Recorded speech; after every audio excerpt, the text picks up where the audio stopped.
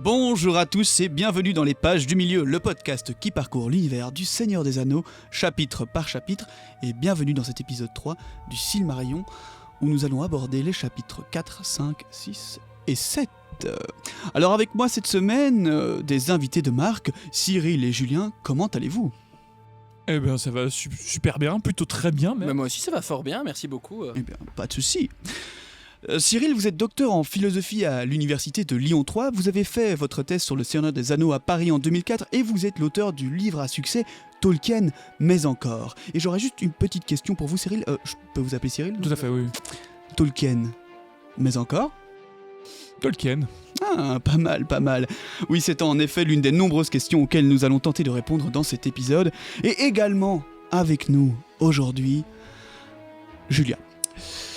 Je suis votre humble présentateur, FX de mon prénom, je vous laisse mettre en commentaire comment vous pensez que cela s'écrit. Et aujourd'hui, nous continuons notre découverte des terres immortelles, le continent d'Aman, avec Valinor, Tol Eressëa, Eldamar ou encore Alqualondë, tant de noms qui ne vous disent peut-être rien, mais ne vous en faites pas, nous allons y remédier. Nous allons également rencontrer d'autres personnages hauts en couleur, ou devrais-je dire hauts en talent, Fëanor, Finwë, Finarfin, Fingolfin, etc., etc. Et je propose que nous rentrons directement dans le récit. Alors, avant ça, bien sûr, on vous rappelle que vous pouvez, bien sûr, parler de nous autour de vous, nous liker, nous suivre sur tous les réseaux sociaux. Nous sommes sur toutes les plateformes de podcast. D'ailleurs, pour ceux qui nous regardent, vous pouvez nous écouter sur toutes les plateformes de podcast que je viens de le dire. Et pour ceux qui nous écoutent, nous sommes maintenant sur YouTube. Et vous pouvez donc nous voir, ou du moins aller nous soutenir en nous likant, en partageant, en s'abonnant à notre page YouTube, etc. N'hésitez pas à activer la cloche et laisser un petit commentaire pour le référencement. Ça c'était 2016 je crois, mais c'est bien dit, bien dit. Et aussi on remercie tous nos tipeurs qui nous aident, qui nous donnent une petite aide financière. Si vous avez envie de nous soutenir financièrement, n'hésitez pas à aller sur Tipeee, ça nous aide vraiment énormément, bien que pour le moment ça ne fait que, je pense, rembourser les investissements qu'on a pu faire ces derniers temps. Mais voilà, merci à eux en tout cas, et merci à ceux qui vont nous rejoindre dans le futur. Et sur ce... Chapitre 4. Chapitre 4. Eh bien, mes amis, petit rappel avant de commencer ce chapitre 4, qui s'intitule sobrement Thingol et Melian. Donc là, on va partir dans un chapitre qui parle de personnages précis, qui va développer la relation entre Thingol et Melian. Je vous rappelle que la dernière fois que nous nous étions arrêtés, au moment de la migration des elfes, et c'est moi qui vous l'expliquais d'ailleurs, au moment où les elfes avaient traversé la Terre du Milieu telle que vous la connaissez dans la Guerre de l'Anneau, avaient traversé les montagnes bleues et s'étaient retrouvés en Beleriand, terre de jadis, aujourd'hui disparue. Les Noldor et les Vanyar, les deux premiers groupes d'elfes, eux, avaient déjà atteint la côte, tandis que les Teleri, dernier groupe d'elfes, s'étaient attardés et venaient seulement de traverser les montagnes bleues, bien loin de leurs copains Noldor et Vanyar. Mais dans ce chapitre, nous allons aborder donc, comme je vous le disais, deux personnages des plus illustres, Melian, une Maia, et Thingol, un elfe Teleri. Alors, Melian, comme je vous le dis, est une Maia de la race des Valar, un Maia au singulier, Maiar au pluriel, c'est donc une déesse. Elle vit dans les jardins de Lórien à l'origine, des jardins donc à Valinor, au pays des elfes, au pays des dieux même. Les jardins de Lórien est aussi connu sous un autre nom, Irmo, qui est le frère cadet de Mandos, et ensemble ils forment les Feanturi, les maîtres des esprits, Irmo étant le maître des songes, des visions et des désirs. Lórien peut-être vous dit quelque chose, Lórien c'est aussi le nom qu'on donnera au bois de la Lothlórien, au bois de la Lórien, là où vivront Galadriel et Celeborn lors de la guerre de l'anneau. Et donc, en fait, c'est simplement des bois qui seront faits en l'honneur des premiers jardins de Lórien à Valinor. Donc, Melian y vit dans ces jardins d'origine. Aucune autre créature dans les jardins de Lórien n'est plus belle que Melian, ni plus sage, ni plus douée pour les enchantements d'ailleurs. On dit que les Valar, les oiseaux, les cloches ainsi que les fontaines cessent leurs activités quand elles se mettent à chanter. Des rossignols la suivent en tout temps et c'est d'ailleurs elle qui leur apprend à chanter. D'ailleurs, donc, quand vous entendrez des chants de rossignols, vous pourrez vous dire que c'est le chant, en fait, en tout cas le chant que leur a appris Melian. En fait, Melian, c'est un petit peu la proto-princesse Disney. Partout où elle va, tout s'arrête et tous les petits animaux de la forêt la suivent. Ah, avec Yavanna, il y a quelque chose de ça, parce que Yavanna étant sa patronne, si on veut, étant vraiment la déesse de la nature et de ce qui pousse, en fait, assemblés ensemble, c'est vrai qu'il y a un côté un peu Blanche-Neige, ouais. Tout à fait. Au grand plaisir de Tolkien. Oui, justement, c'est ça qui est assez paradoxal et ironique. Ah oui, d'ailleurs, et en parlant de ça, en faisant mes petites recherches sur ces personnages, je suis tombé par hasard sur une vidéo des Échos d'Imladris de Faustéa, Faustéa dont on vous a déjà beaucoup parlé, qu'on invitera d'ailleurs à l'occasion, vraiment il faut qu'on le fasse, qui a une chaîne qui s'appelle les Échos d'Imladris, où elle traite de beaucoup de sujets autour de Tolkien, dont sa détestation de Disney, et la vidéo était très très bien faite. Je n'ai pas regardé parce que c'était elle, mais parce que le sujet m'intéressait, et elle le traite extrêmement bien, donc je vous encourage à aller la voir, les Échos d'Imladris, voilà. Donc, revenons à Mélian, qui est parente, comme je disais, de Yavanna, la sainte patronne de la nature, vraiment une Vala pour le coup. Et au temps de la naissance des Quendi, les elfes, Mélian va quitter le Valinor pour la Terre du Milieu, où elle va combler le silence par ses chants et ceux des oiseaux. Alors, lorsque les Teleri, le dernier groupe des elfes, arrivent à l'ouest du Beleriand, ils auront, après les Vanyar et les Noldor, traversé les montagnes bleues. Et à ce moment-là, de nombreux Noldor restent encore en Beleriand, car ils n'ont pas encore traversé l'océan pour rejoindre Aman. Elwë, alias Thingol, le roi des Teleri, avait pour habitude de traverser les bois pour retrouver son ami Finwë, le roi des Noldor, là où il avait temporairement élu domicile. Un jour, alors qu'Elwë traverse le bois de Nan Elmoth, il entend un chant de rossignol. Tiens. Pris par un charme, il s'arrête net, et au loin, il entend la voix de Mélian. Son cœur est submergé d'émerveillement et de désir. Il oublie alors son peuple et toutes les raisons de son esprit, et suivant les oiseaux dans l'ombre des arbres, il pénètre au cœur de Nan Elmoth et s'y perd. Il parvient bientôt à une clairière ouverte sous la voûte étoilée où Mélian se trouve. Depuis les ombres, il la regarde et la lumière d'Aman illumine son visage. Elle ne dit pas mot. Mais Elwë, transporté d'amour, va vers elle et lui prend la main. Un sort s'abat aussitôt sur eux et les laisse ainsi, debout, pendant que de longues années s'écoulent sous les étoiles tournoyantes. Les arbres de Nan Elmoth grandiront et deviendront sombres avant qu'ils n'aient échangé le moindre mot. Ça, c'est du romantisme. Les gens d'Elwë, ne le trouvant pas, partent à sa recherche en vain. Ils prennent donc Olwë comme nouveau roi des Teleri. Elwë ne repassera jamais la mer vers Valinor tant qu'il vivra, et Mélian n'y retournera pas non plus pendant leur règne commun. Mais elle transmettra aux elfes et aux hommes une part de la lignée des Ainur, qui sont auprès d'Ilúvatar avant et à. Elwë devient par la suite un roi illustre, souverain de tous les elfes du Beleriand. On les appellera Sindar, les elfes gris, les elfes du crépuscule, et lui, le roi gris-manteau, et Luthingol dans la langue de ce pays. Vous verrez qu'à Luthingol, on va beaucoup en parler. Mélian est sa reine, et leur halle se trouve à Ménégroth, les 1000 cavernes au Doriath. Donc un palais, un royaume elfique souterrain, construit dans la pierre. Là, ça peut peut-être titiller certains d'entre vous qui n'ont pas ces connaissances-là. C'est vrai qu'on se dit, tiens, les mines, les royaumes souterrains, c'est plus les elfes qui le font. Eh bien non, détrompez-vous, vous verrez que... Les nains. Les nains le font. Eh bien, détrompez-vous, les elfes le font aussi beaucoup. Dans 2 cas, ici le premier, Ménégroth, on en parlera d'un autre aussi plus tard.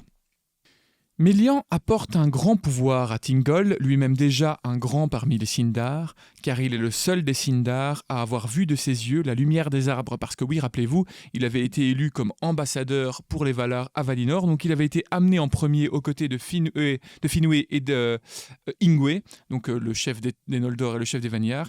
Tous les 3 avaient été amenés à Valinor pour rencontrer les Valar, étaient revenus pour convaincre en fait les elfes d'entreprendre le voyage. Donc il a été, lui, à Valinor, mais il n'y retournera plus jamais après. Bien qu'il soit roi des Umanyar, donc les non-Aman, c'est-à-dire les elfes qui n'ont pas habité à Aman, le pays des dieux, on ne le range pas au rang des Morriquendi. Morriquendi étant elfes de la nuit, désignant les elfes n'ayant jamais vu la lumière des arbres de Valinor. En effet, ayant voyagé jusqu'à Valinor, Elwë a vu la lumière des 2 arbres, ce qui le place symboliquement au rang des Calaquendi, ou elfes de lumière, signe de puissance et de grandeur en terre du milieu. Je suis content que maintenant tout ce qu'on dit là fait complètement sens pour moi. Que les elfes gris, de lumière, Ouais. etc. Que vraiment en mode ok, ça on connaît, on a vu. Parce que c'est vrai que c'est ce genre de choses qui a encore quelques temps. Attends, ok, les Quenya, c'est qui encore? Les Sindar? Oh, je comprends pas. Ouais. Maintenant ça commence un peu à se fluidifier. J'espère que c'est le cas aussi pour nos auditeurs. Donc ça fait plaisir. C'est clair. et de l'amour de ces deux personnages, donc Thingol et Mélian, viendra au monde l'enfant la plus belle d'Ilúvatar, celle qui fut ou qui ne sera jamais. Ma maman. Je ne parle pas de ta mère, Julien, justement, j'allais le dire. Oh. Mais non, d'ailleurs, si la mère de Julien nous écoute. Je pense qu'elle est toujours au 2e épisode de notre premier podcast, donc on a encore le temps avant qu'elle arrive jusque-là. Ah, Évidemment. ma maman écoute en parallèle le premier podcast et le Silmarillion. Ah donc, ouais, courageuse. Voilà, dis donc. Et ouais. Mais donc Petite évidemment, efficace. cet enfant qui viendra au monde de la part de Thingol et Mélian vivra finalement une rencontre un peu similaire en fait, déjà, parce qu'ici la rencontre de Thingol et Mélian au milieu d'un bois est en fait un prémisse à ce qui va se passer après avec leur fille, la dénommée Lúthien, la plus belle de toutes les elfes de tous les temps. Il aime bien réutiliser ces éléments, hein, Tolkien. Il s'autocite beaucoup. Ouais, À chaque fois, les personnages se rencontrent de la même manière. Il va te sortir. Oui, mais c'était le destin, en fait. Vous voyez, ce sont des parallèles que je fais dans mon œuvre. Non, t'as juste la flemme, en fait. Mais donc Lúthien, on aura évidemment l'occasion d'en reparler, hein, une elfe illustre qui rencontrera Beren un peu de la même manière que ses parents, donc dans un bois, alors qu'elle chantait. En même temps, il y a un peu que ça là-bas, des bois et des plaines, donc je C'est peux ça. comprendre que... Eh bien voilà, ce qui marque donc la fin de ce chapitre 4, un chapitre 4. Qui était long, intense. Merci, sœur Cyril, de nous avoir emmenés au bout de ce long voyage. Nous allons déjà passer au chapitre suivant. Mais c'est vrai que moi je trouve très beau ce chapitre. Je trouve que c'est le premier chapitre on C'est rentre une un histoire. peu plus dans une narration, un Ouais. conte. Mhm. On va voir ça, on va plus en plus rentrer dans ces contes-là, les contes. Parce que voilà, dans l'œuvre de Tolkien, on l'avait déjà expliqué au premier épisode, mais il y a 3 grands contes qui sont vraiment les contes principaux, la chute de Gondolin, Beren et Lúthien, et aussi la chute de Numénor, qui sont voilà des contes, des histoires à proprement parler, que donc on peut s'amuser à raconter de manière plus fluide en fait que certaines On peut même dire explications. l'histoire de Turin Turambar. Hein, Aussi, excuse-moi, 4 même. Ouais. 4 et qui sont tous disponibles maintenant en livre à part entière, donc pas obligé de les suivre, de les lire uniquement dans le Silmarillion. Et je pense que tu avais dit que certains sont... En fait, dans le livre, il y a plusieurs fois la même histoire, mais à des époques différentes. Oui, oui, oui. Donc, Tolkien en aurait écrit une version, 2, 3, C'est ça. à travers le temps. Et apparemment, les éditions rassemblent ces Exactement. différentes versions. Donc voilà, en tout cas, ils sont tous trouvables. Ils ne sont pas Tout à toujours fait. détaillés de la même manière. Hein. Je pense notamment à l'histoire de Turin Turambar. Ce qu'on a dans le Silmarillion, c'est beaucoup plus abrégé Oui. que la version qu'on peut trouver dans Les Enfants de Húrin. Où Ah oui, là, c'est on vrai. a Oui, vraiment c'est ça, l'histoire complète. Mais c'est idéal de commencer par le Silmarillion, d'avoir la version plus sommaire, et ensuite de se plonger dans Les Enfants de Húrin. Comme ça, on a toutes les forces en présence, les autres personnages, tout nous paraît beaucoup plus clair, et on voit bien les liens entre les personnages et les différents événements. Ouais, mais c'est ça le but de ces éditions qu'on peut voir d'ailleurs derrière Julien en vidéo. Vous voyez, bon, le point n'est pas dessus à mon avis, mais le 3e livre, Ça, c'est net quand c'est même, ouais. Beren et Lúthien. Et voilà, c'est vraiment l'objectif de ces éditions, c'est de vraiment prendre le temps de décortiquer ces contes-là en ayant plusieurs versions du conte, des notes de Christopher Tolkien, le fils, etc. Donc c'est vraiment, voilà. Ce qui se trouve dans le Silmarillion, tu as très justement dit, ce sont des versions en fait éditées qui sont faites pour faire partie d'un ensemble et donc elles sont plus brèves. Eh bien, sans plus attendre, je vous propose de continuer avec le chapitre 5 et là de reprendre évidemment la suite de l'histoire vraiment des groupes d'elfes et de leur migration vers Aman parce qu'ils n'y étaient pas encore arrivés. Donc le chapitre 5 dénommé d'Eldamar et des princes de l'Eldalier. Et nous reprenons donc au moment où les Teleri ont passé ces montagnes bleues. Des cohortes de Noldor et de Vanyar parviennent aux terres de l'extrême ouest de la Terre du Milieu.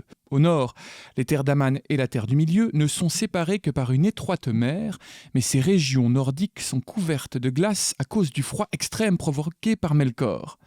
Oromé décide alors de ne pas guider ses troupes d'elfes par ce chemin, qui pourtant semble le plus court. Il choisit de les mener par le sud, aux abords du fleuve Sirion, dans une région nommée Beleriand. C'est de ces rivages que les Eldar contemplent pour la première fois l'océan, sombre et insondable, qui les sépare des montagnes d'Aman. Donc voilà, ça se rappelle que les terres du Nord, effectivement, relient en fait les terres immortelles et la terre du Milieu, mais par l'aile Karaché, ces terres de glace. On verra que les Noldor auront une histoire avec ces terres-là plus tard, lors d'un retour en terre du Milieu. Mais ça, ce sera pour un autre épisode. Mais donc, en ce moment, ils essayent de les éviter. Ulmo, notre Poséidon tolkienien préféré, reçoit des conseils des Valar et se rend à la rencontre des Eldar. En entendant ses paroles et sa musique, la crainte des elfes pour la mer se transforme peu à peu en désir.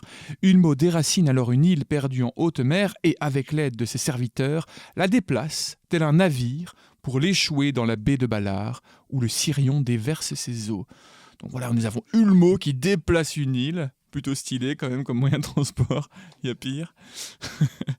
Les Vanyar et les Noldor s'embarquent sur cette île qui les porte sur la mer jusqu'au rivage sous les montagnes d'Aman. Ils rentrent donc en Valinor où ils sont accueillis avec félicité. Cependant, la pointe de l'île qui s'était posée à l'embouchure du Sirion se détache du reste et demeure en Beleriand, formant ainsi l'île de Balar, une île qui aura une importance aussi lors des prochains récits et lors de certaines guerres. De leur côté, les Teleri, le troisième groupe d'elfes un peu plus lent, ne se trouvent qu'à l'est du Beleriand à ce moment-là, non loin des montagnes bleues qu'ils viennent de traverser.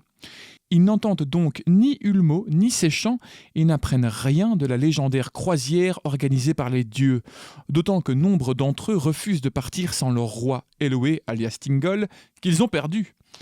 Malgré tout, la nouvelle du départ d'Ingwe et de Finwë, respectivement chefs des Vanyar et des Noldor, pour les terres immortelles, finit par leur parvenir. Alors, de nombreux Teleri se hâtent de rejoindre les rivages de l'Ouest, espérant obtenir un ticket de last minute.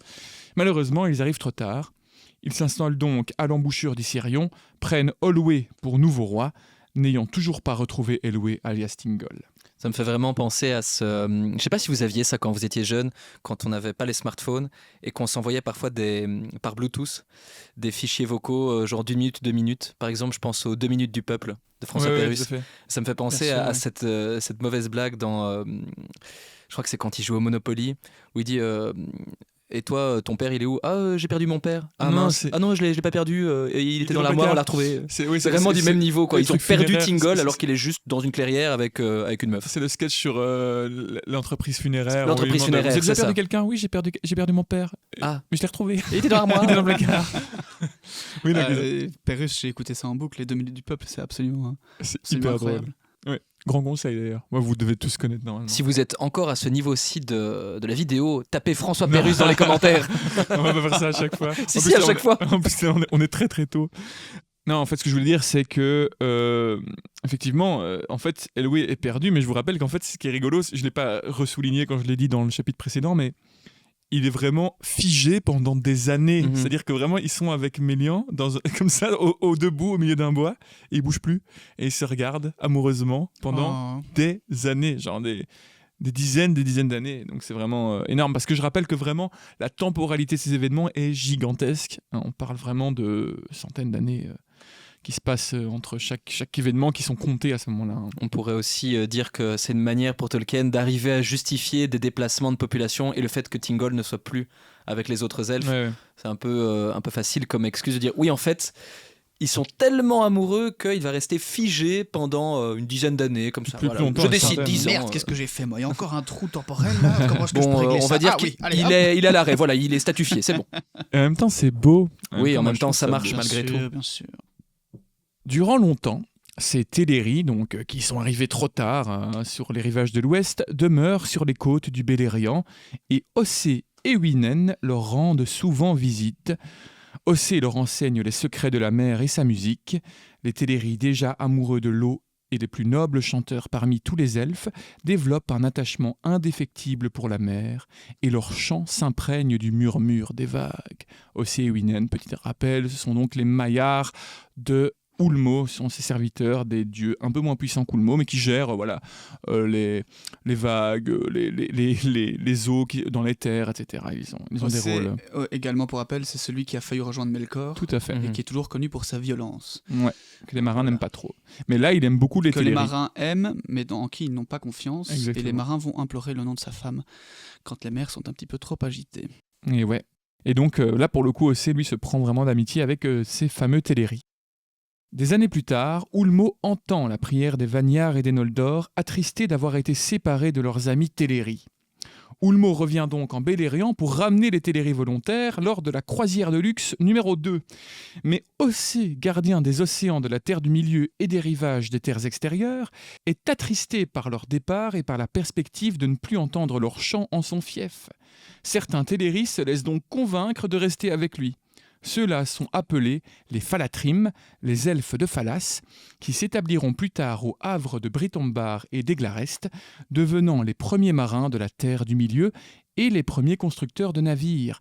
Círdan, le charpentier des nefs, sera leur seigneur. Donc voilà, première apparition et mention de Círdan, fameux illustre elfe qui construit donc les bateaux qui emmèneront plus tard les elfes comme Arwen, même Frodon, etc., jusqu'en Terre immortelle. Eh bien, il était là, à ce moment-là, et il a décidé d'accepter de rester avec Ossé en Terre du Milieu et de ne pas aller en Valinor. C'est d'autant plus marquant quand on se rend compte à ce moment-ci que Círdan, on est au chapitre 5 du Silmarillion, on est vraiment au début de la Terre du Milieu, ou des premiers déplacements de population, avec encore des jeunes elfes dans leur histoire. Et Círdan, on va le retrouver encore pendant la guerre de l'anneau, il était encore présent. Ouais. C'est se dire à quel point il aura vu et entendu des choses. C'est assez impressionnant, je trouve. C'est clair. Pendant ce temps, les amis d'Elwë, alias Thingol, continuent de le chercher dans le Beleriand, bien que leur désir de rejoindre Aman persiste. Ils feraient volontiers le voyage si Olwë, le nouveau roi des Teleri, et Ulmo les attendaient. Mais Olwë, impatient, embarque avec la majorité des Teleri sur l'île. Ulmo les emmène alors vers Valinor. Les amis d'Elwë, alias Thingol, sont donc abandonnés. Ils se nomment Eglat, les délaissés. Ils vivent dans les bois et collines du Beleriand, loin de la mer, qui leur inspire de la tristesse. Mais le désir d'Aman ne quittera jamais leur cœur. Elwë, resté figé depuis que Mélian lui a touché la main, sort enfin de sa transe et quitte Nan Elmoth avec sa nouvelle compagne, sa nouvelle go. Ils sont restés là pendant des dizaines d'années à se regarder, maintenant ils sont ensemble. Ça me rappelle mes propres histoires d'amour, ça c'est beau. Voilà. Ça s'est pas dû passer comme ça. Vous ne pas vous raconter. Peut-être un jour, lors d'une rencontre abonnée. Oh, nous, on l'a déjà assez entendu. Hein. Ils s'établissent dans une forêt au centre du pays, bien qu'Elwë ait envie de revoir la lumière des arbres. Le visage de Mélian lui renvoie celle d'Aman et cela le comble. Ses compagnons Teleri le retrouvent alors avec une immense joie, et bien qu'il ait toujours été beau, son visage rappelle désormais celui d'un Maia. Avec ses cheveux gris d'argent, il est le plus grand des enfants d'Ilúvatar et un haut destin l'attend. Imagine un beau et grand elfe avec des cheveux gris manteau comme on l'appelle. Revenons à la croisière de luxe 2. Alors qu'Ulmo, capitaine du yacht, approche de la baie d'Eldamar, c'est-à-dire la terre des elfes, Ossé, qui a suivi le cortège, appelle les elfes présents sur l'île. Donc lui, vraiment, il lâche pas l'affaire, quoi. Ossé, il n'avait pas envie de les voir partir. Il a déjà convaincu une partie de rester, mais ceux qui sont partis, il les suit en mode « Non mais, partez pas, partez pas !» Je vous promets, quand j'ai failli rejoindre Melkor, c'était une erreur de jeunesse.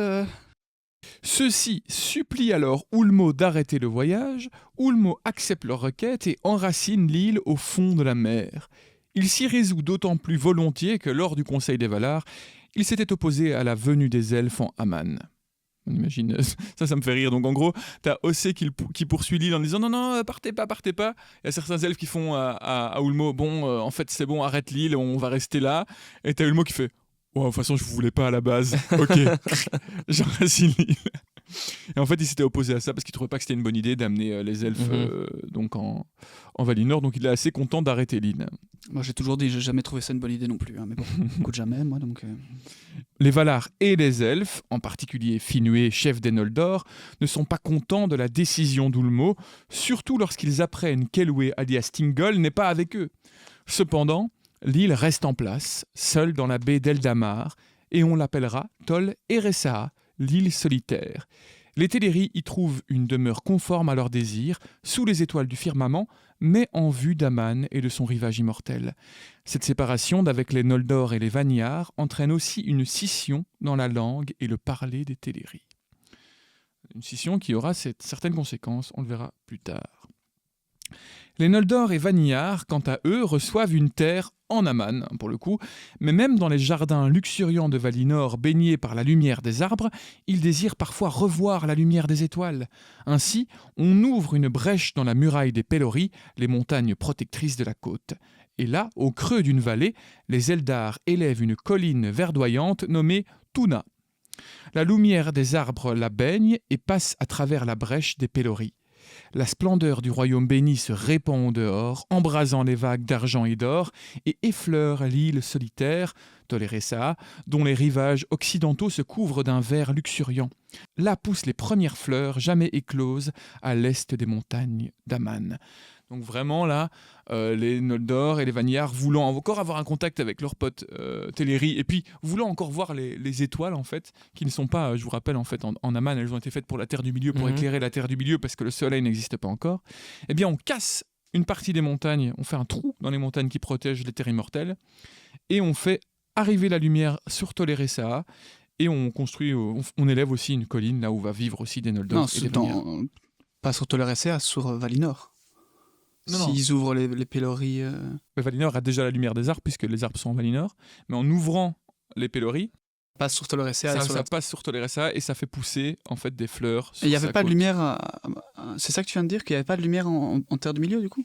Mais il n'y a pas de lumière des arbres. Ouais. Il y a la lumière c'est ce que Yavanna a créé justement pour l'arrivée des elfes. Elle a créé les étoiles, comme ça ils auraient une certaine lumière, sinon c'était que de l'ombre. Donc où les créatures de Melkor pouvaient ils ont vécu X années dans la nuit, quoi. Ah ouais, mais en fait là pour l'instant, toute la capté. Terre du Milieu est dans la nuit, et c'est pour ça qu'il n'y a même pas encore de fleurs, etc. C'est vraiment, la Terre du Milieu est dans la nuit, mais ils aiment ça. Eh bien, nous enregistrons cet épisode pile poil le jour d'Halloween. Et quand on dit qu'il y a des monstres qui se baladent en Terre du Milieu, Coromé est obligé d'aller chasser, et qu'il y en a qui se perdent, je peux comprendre que... Mais ça qu'il faut s'imaginer, c'était pas une traversée non plus de tout repos, de pouvoir traverser tout le Beleriand, plus arriver jusqu'à la baie de Phalas, et ensuite partir une fois qu'ils sont sur la mer. Faut s'imaginer que c'est dans une certaine pénombre, avec juste la lumière des étoiles, et potentiellement des créatures de Melkor qui rôdent, qui parfois attrapaient des elfes pendant la traversée, donc c'était pas de tout repos, et on pouvait imaginer que certains se perdent, ce qui est arrivé d'ailleurs. Oui. Et en même temps, ils aimaient beaucoup ça. Ils avaient un amour de cette lumière d'Elbereth, en fait. C'est pour ça qu'ils vont autant révérer Elbereth, c'est qu'elle leur a donné leur lumière par les étoiles, des étoiles innombrables qui éclairent assez quand même le monde. Mais donc là, maintenant, les Teleri sont sur une île qui perçoit un peu de lumière, et les Noldor et les Vanyar ont créé donc cette petite colline, en fait, dans la brèche, qui s'appelle la Tuna. Voilà, pour y vivre et être proche de leurs copains Teleri. Sur le sommet de Tuna, dans la vallée des Pélories, est édifiée la cité des elfes, Tirion, avec ses blanches murailles et terrasses. La plus haute tour, celle d'Ingwe, roi des Vanyar, rayonne au loin d'une lumière argentée perçant les brumes marines.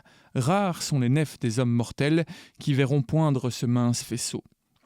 À Tirion, sur Tuna, Vanyar et Noldor vivent en frères, et comme ils chérissent Telperion, l'arbre blanc de Valinor, Yavanna crée pour eux un arbre semblable, bien qu'il ne diffuse aucune lumière propre. Il se nomme Galatilion. On le plante dans l'enceinte de la tour d'Ingwe, où il prospère, produisant de nombreuses pousses. L'une d'elles sera transplantée à Toléressa, l'île solitaire des Teleri, où elle s'épanouira sous le nom de Celeborn. Plus tard, de sa souche, naîtra Nimloth, l'arbre blanc de Numénor. Donc, des souches iront encore après à Minas Tirith. Exactement.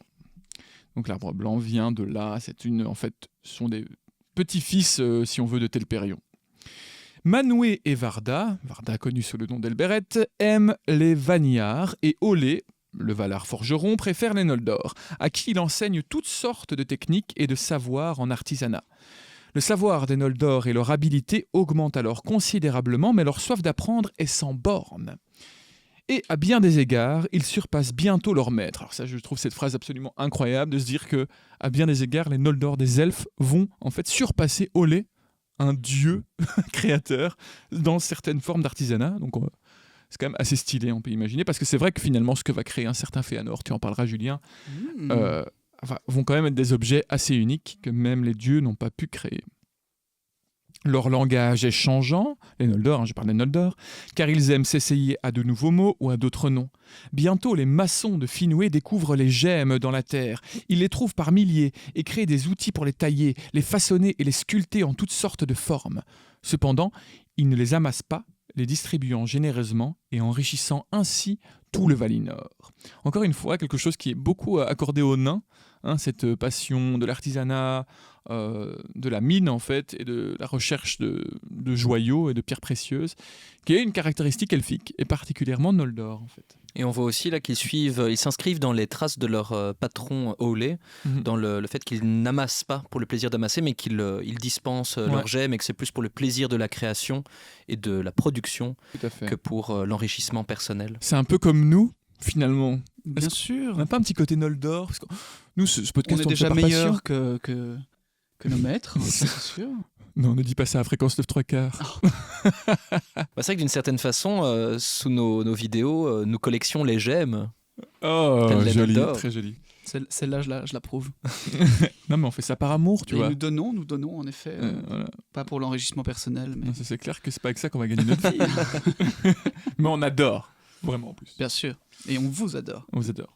Jusqu'à la collaboration avec Amazon. Ouais, c'est ça. Ah. Si un jour on commence à dire trop de bien d'une production Amazon, vous pouvez vous poser des questions sur notre intégrité. D'un épisode à l'autre, là, tu vois, le switch complet. On a toujours trouvé cette série fantastique. On aura des chaînes en or et des... Oui, non, mais bien sûr. En fait, j'ai été un petit peu dur avec cette série, je l'admets. Dites, dans le précédent épisode, vous avez tous un anneau autour du cou. T'inquiète, c'est normal. Ou pas de quoi tu parles. Oui, c'est de l'or, c'est du vrai or, 24K, bien sûr. Et avant de finir mon chapitre, je vais faire ici une petite... c'est dans le livre, hein, je n'invente pas, mais une petite liste en fait des fils que va avoir Finwë et Fëanor, même son fils. Vous allez voir, ça c'est dans le livre. C'est un petit rappel déjà généalogique de ce qui va apparaître après. Donc Finwë, je vous rappelle, est le roi des Noldor. Et ce sera l'occasion, Cyril, je me permets juste de dire ceci. Pour ceux qui nous regardent sur YouTube, je vous afficherai à l'écran un petit arbre généalogique, un petit diagramme, comme ça vous permettra de visualiser un petit peu mieux. Parce que entre Finwë, Finarfin, Figolfin, Fëanor et par la suite leur fils, on peut souvent être confus à force de citer ces noms-là. Ça va paraître normal, mais on fera le rappel de temps en temps avec des petits schémas pareils pour vous aider. Donc, moi je suis encore perdu, hein. D'ailleurs je veux bien l'arbre généalogique. Je te le passerai après. Tu regarderas la vidéo, je laisserai un like et un commentaire. Alors Finwë, donc je vous rappelle, est le roi des Noldor, hein. Il est venu avec les Noldor en terre de Valinor. Il aura des fils qui s'appelleront Fëanor, Fingolfin et Finarfin.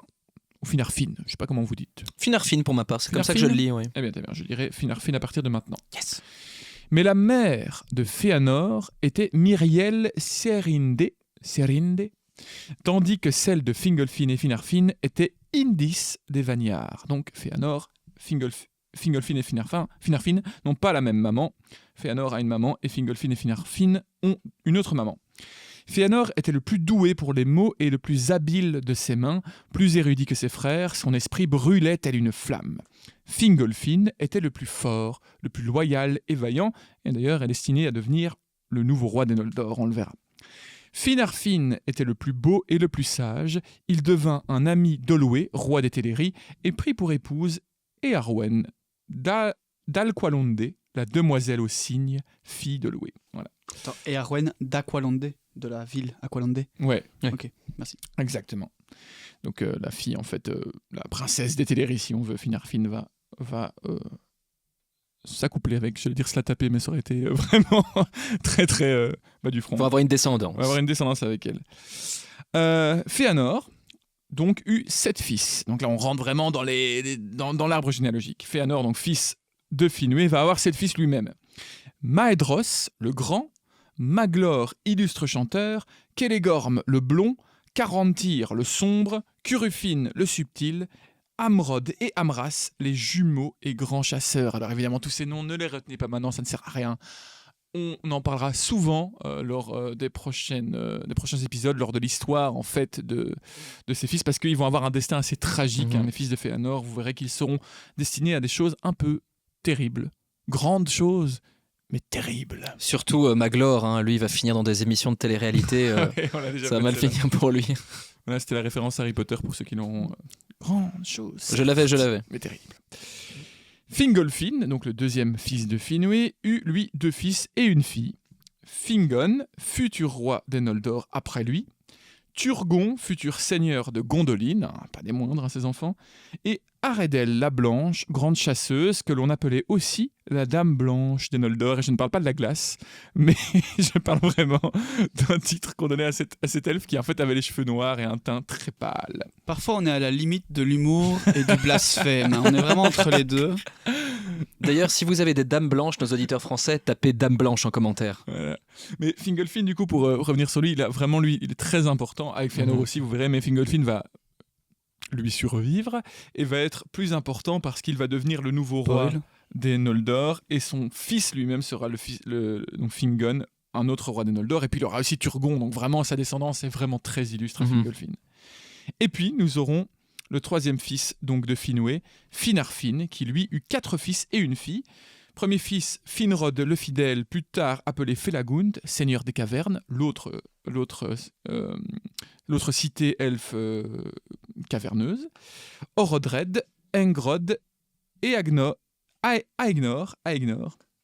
difficile à dire. Et une dernière, sa fille, que vous connaissez sûrement, Galadriel, la plus belle de toute la maison. Sa chevelure avait un chatoiement d'or, comme si elle capturait en un filet les doux rayons de l'Auréline, l'arbre de lumière. Ça me dit rien non plus. Non, ça me dit rien. Donc, je trouve ça fou de voir d'une personne, donc de Finwë, le roi des Noldor, tout ce qui va descendre est vraiment des elfes extrêmement illustres. Ce qui me rend triste aussi là-dedans, c'est que finalement la seule descendance vraiment qu'on aura qui va subsister, ce sera Galadriel. Tout le reste va se faire un peu décimer. On verra dans des guerres un peu terribles, parce qu'ils connaîtront le destin, les Noldor, le destin le plus tragique des 3 groupes elfes. Mais Galadriel, elle, restera en terre du milieu.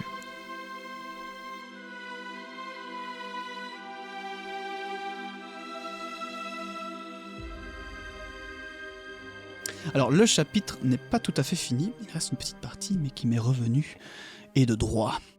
Alors les Teleri, eux, donc comme on l'a dit, ils sont restés un peu plus longtemps à Tol Eressëa, mais se laissent petit à petit convaincre par la lumière qui émane de Valinor.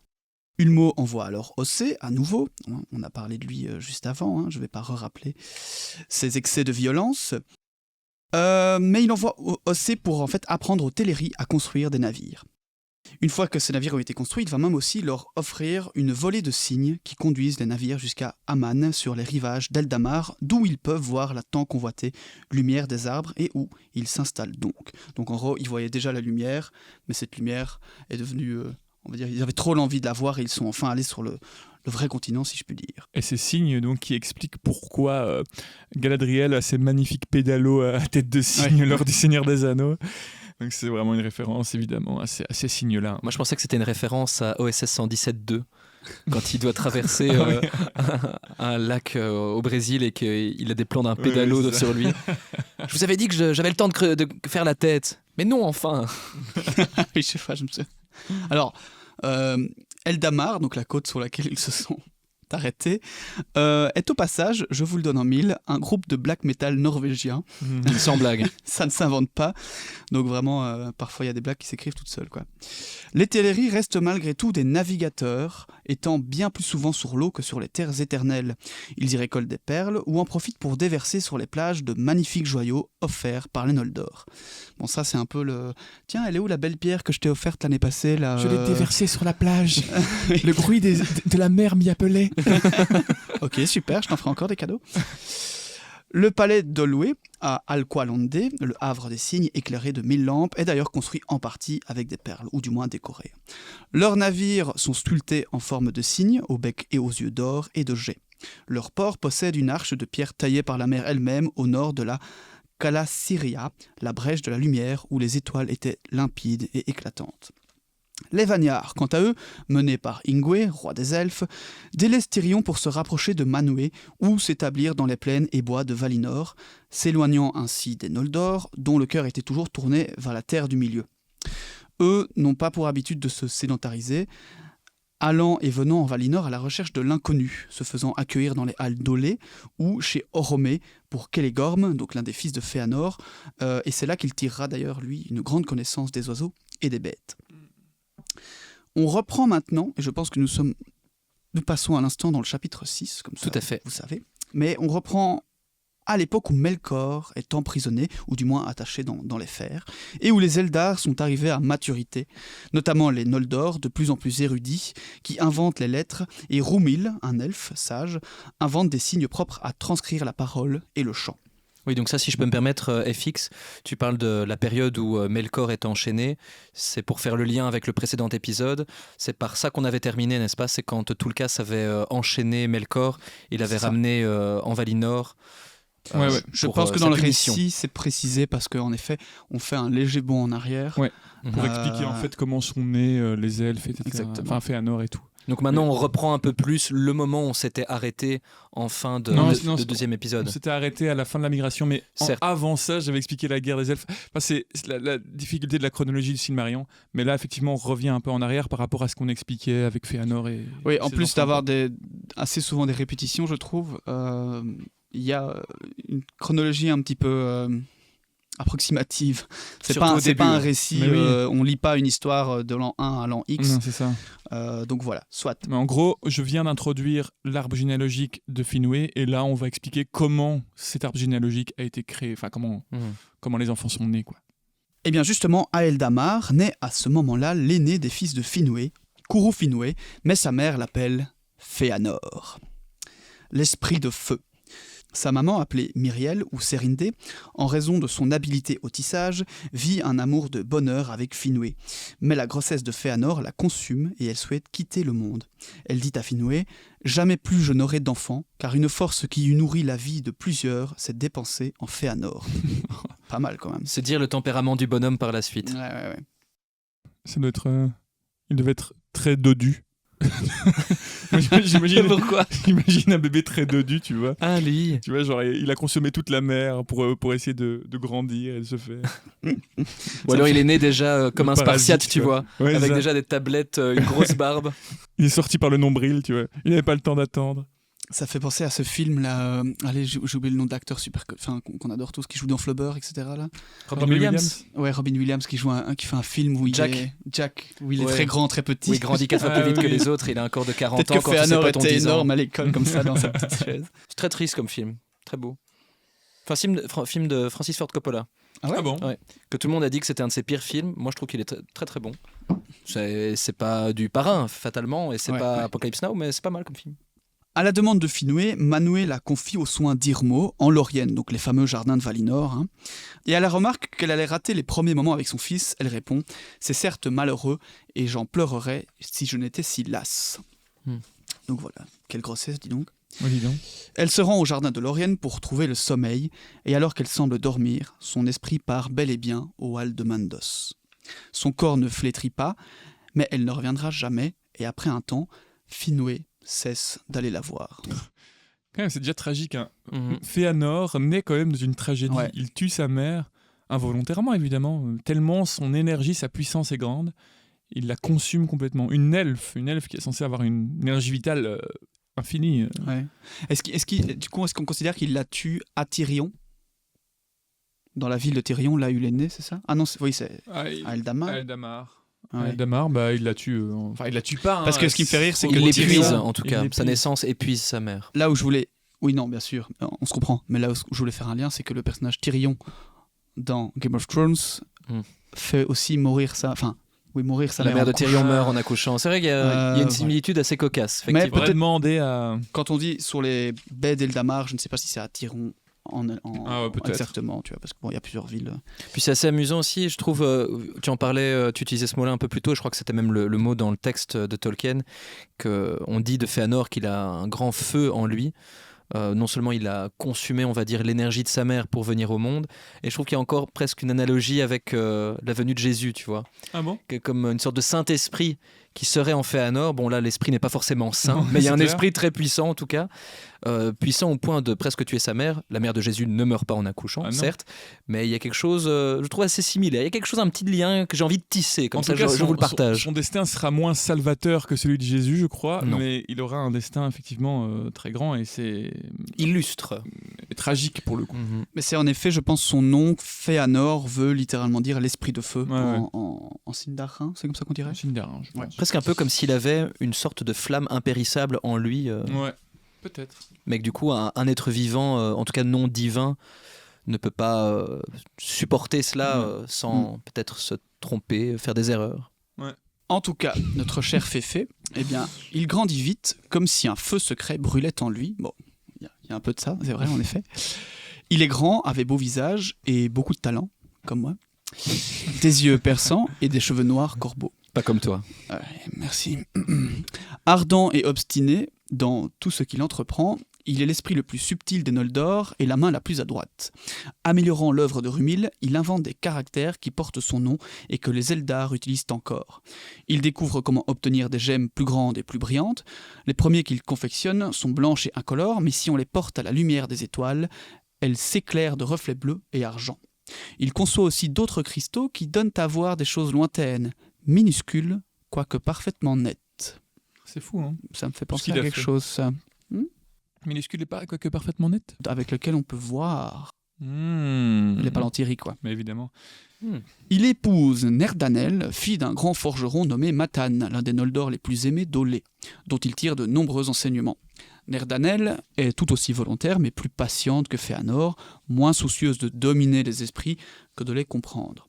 Ils ont ensemble 7 fils, et quelques-uns d'entre eux héritent du tempérament du père. Et comme on le disait, le destin sera tragique. Ça, c'est sûr. Mais vous imaginez tout ce qu'il a créé, quoi. Oui, L'écriture. c'est vraiment le Des gars, microscopes. Des longues vues. Des lunettes. Le Game Boy. c'est un peu l'Elon Musk de l'époque, quoi. Ou le Steve Jobs.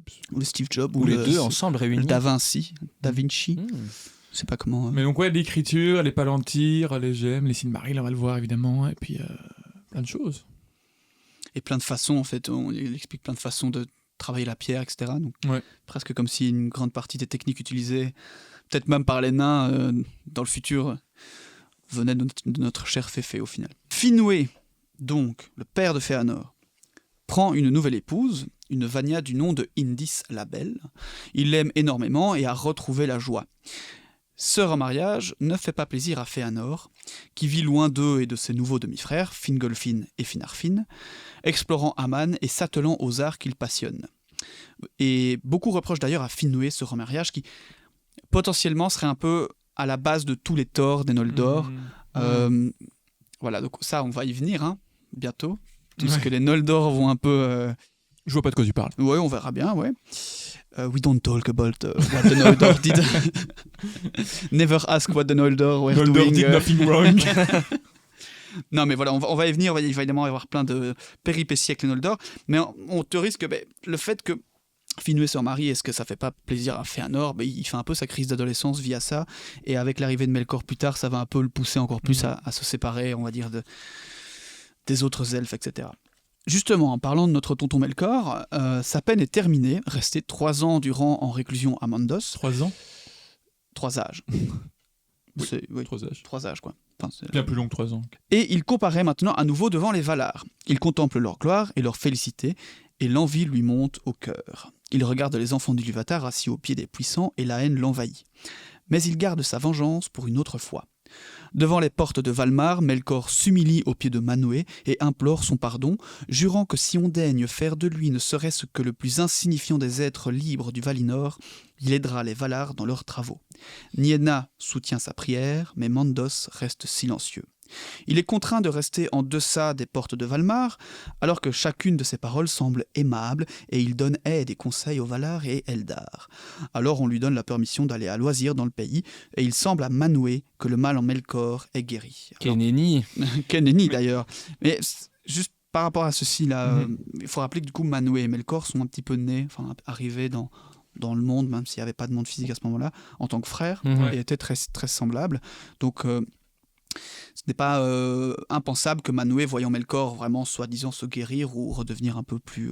passer aussi sa crise d'adolescence à lui, se dire, ah ben voilà, il redevient comme moi, il y a de l'espoir, et peut-être que... Et voilà, tout ça n'était que un bêtise. acte. Mais moi, il y a un truc que je trouve intéressant aussi, c'est le... Nienna soutient sa prière, mais Mandos reste silencieux. On rappelle que Mandos n'oublie rien. Mandos a vu, comme les autres, la vision du monde d'Ilúvatar, et en fait, il sait exactement ce qui va se passer. Donc Mandos, il reste silencieux. Il ne posé peut sur le rien côté, dire il pour peut rien autant. dire. C'est un peu comme Bran dans Game of Thrones, quoi. Et Tu donc, nous aiderais pas, toi? moi, je trouve que c'est un peu comme toi quand tu montres un film que t'aimes bien à quelqu'un et que tu sais, il va se passer un truc incroyable et que tu dis rien, que tu restes poker face comme ça sur le côté, tu vois. Et tu laisses les gens admirer ce qui va se passer, tu vois. Oh, c'est sympa ce repas de mariage là qu'ils font pour Robb Stark, ça va être chouette. Toi, t'as un PTSD de la dernière fois que tu l'as regardé. Mais attends, il y a quoi dans la boîte ? Dans la boîte, il y a un fusil, un doigt ou quoi ? What's in the box? What's in the What's in box? the box? Tiens, pourquoi ces cavaliers se rassemblent sur cette colline-là? Oh, le roi va faire un discours, tiens. On va voir, peut-être que ce sera bien. Ah, ça, c'est quoi les corps ? C'est les corps des elfes encore ? A red day! Mais oui, donc Mandos le sait, mais je trouve ça assez fou quand même de se dire que lui, il est là vraiment en mode bon, vous allez faire de la merde, mais je suis obligé de vous laisser faire. Tiens, le pauvre, il s'est tout fait spoiler, quoi. Ouais. Ulmo, lui, en parlant donc de tout ça, de notre cher Melkor, n'est pas dupe, et Tulkas serre les poings à chaque fois qu'il le voit passer, évidemment. Malgré sa haine pour les Eldar, il leur donne son aide dans les grands travaux qu'il souhaite accomplir pour éliminer toute suspicion. Il ne s'intéresse pas aux Teleri, les jugeant trop faibles, j'ai toujours trouvé ça trop drôle, mais se rapproche des Noldor, et certains prêtent l'oreille à des paroles qu'il eût mieux valu pour eux ne jamais entendre. Melkor dira même que Fëanor a beaucoup appris de lui, ce qui est faux, car même s'il se laisse prendre dans ce ressentiment envers les Valar via les paroles du Seigneur Sombre, il le déteste par-dessus tout, et sera le premier à l'appeler Morgoth.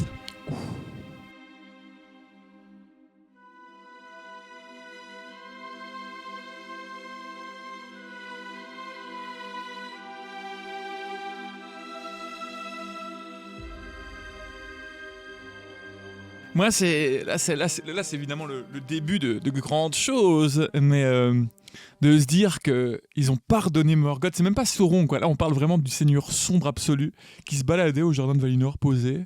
On imagine déjà l'influence que Sauron va avoir auprès de Celebrimbor, etc., lors de la création des anneaux, mais là, on imagine le seigneur de Sauron, genre vraiment le mal incarné, qui se balade au jardin de Valinor et qui fait ses petites magouilles avec chacun, à droite à gauche.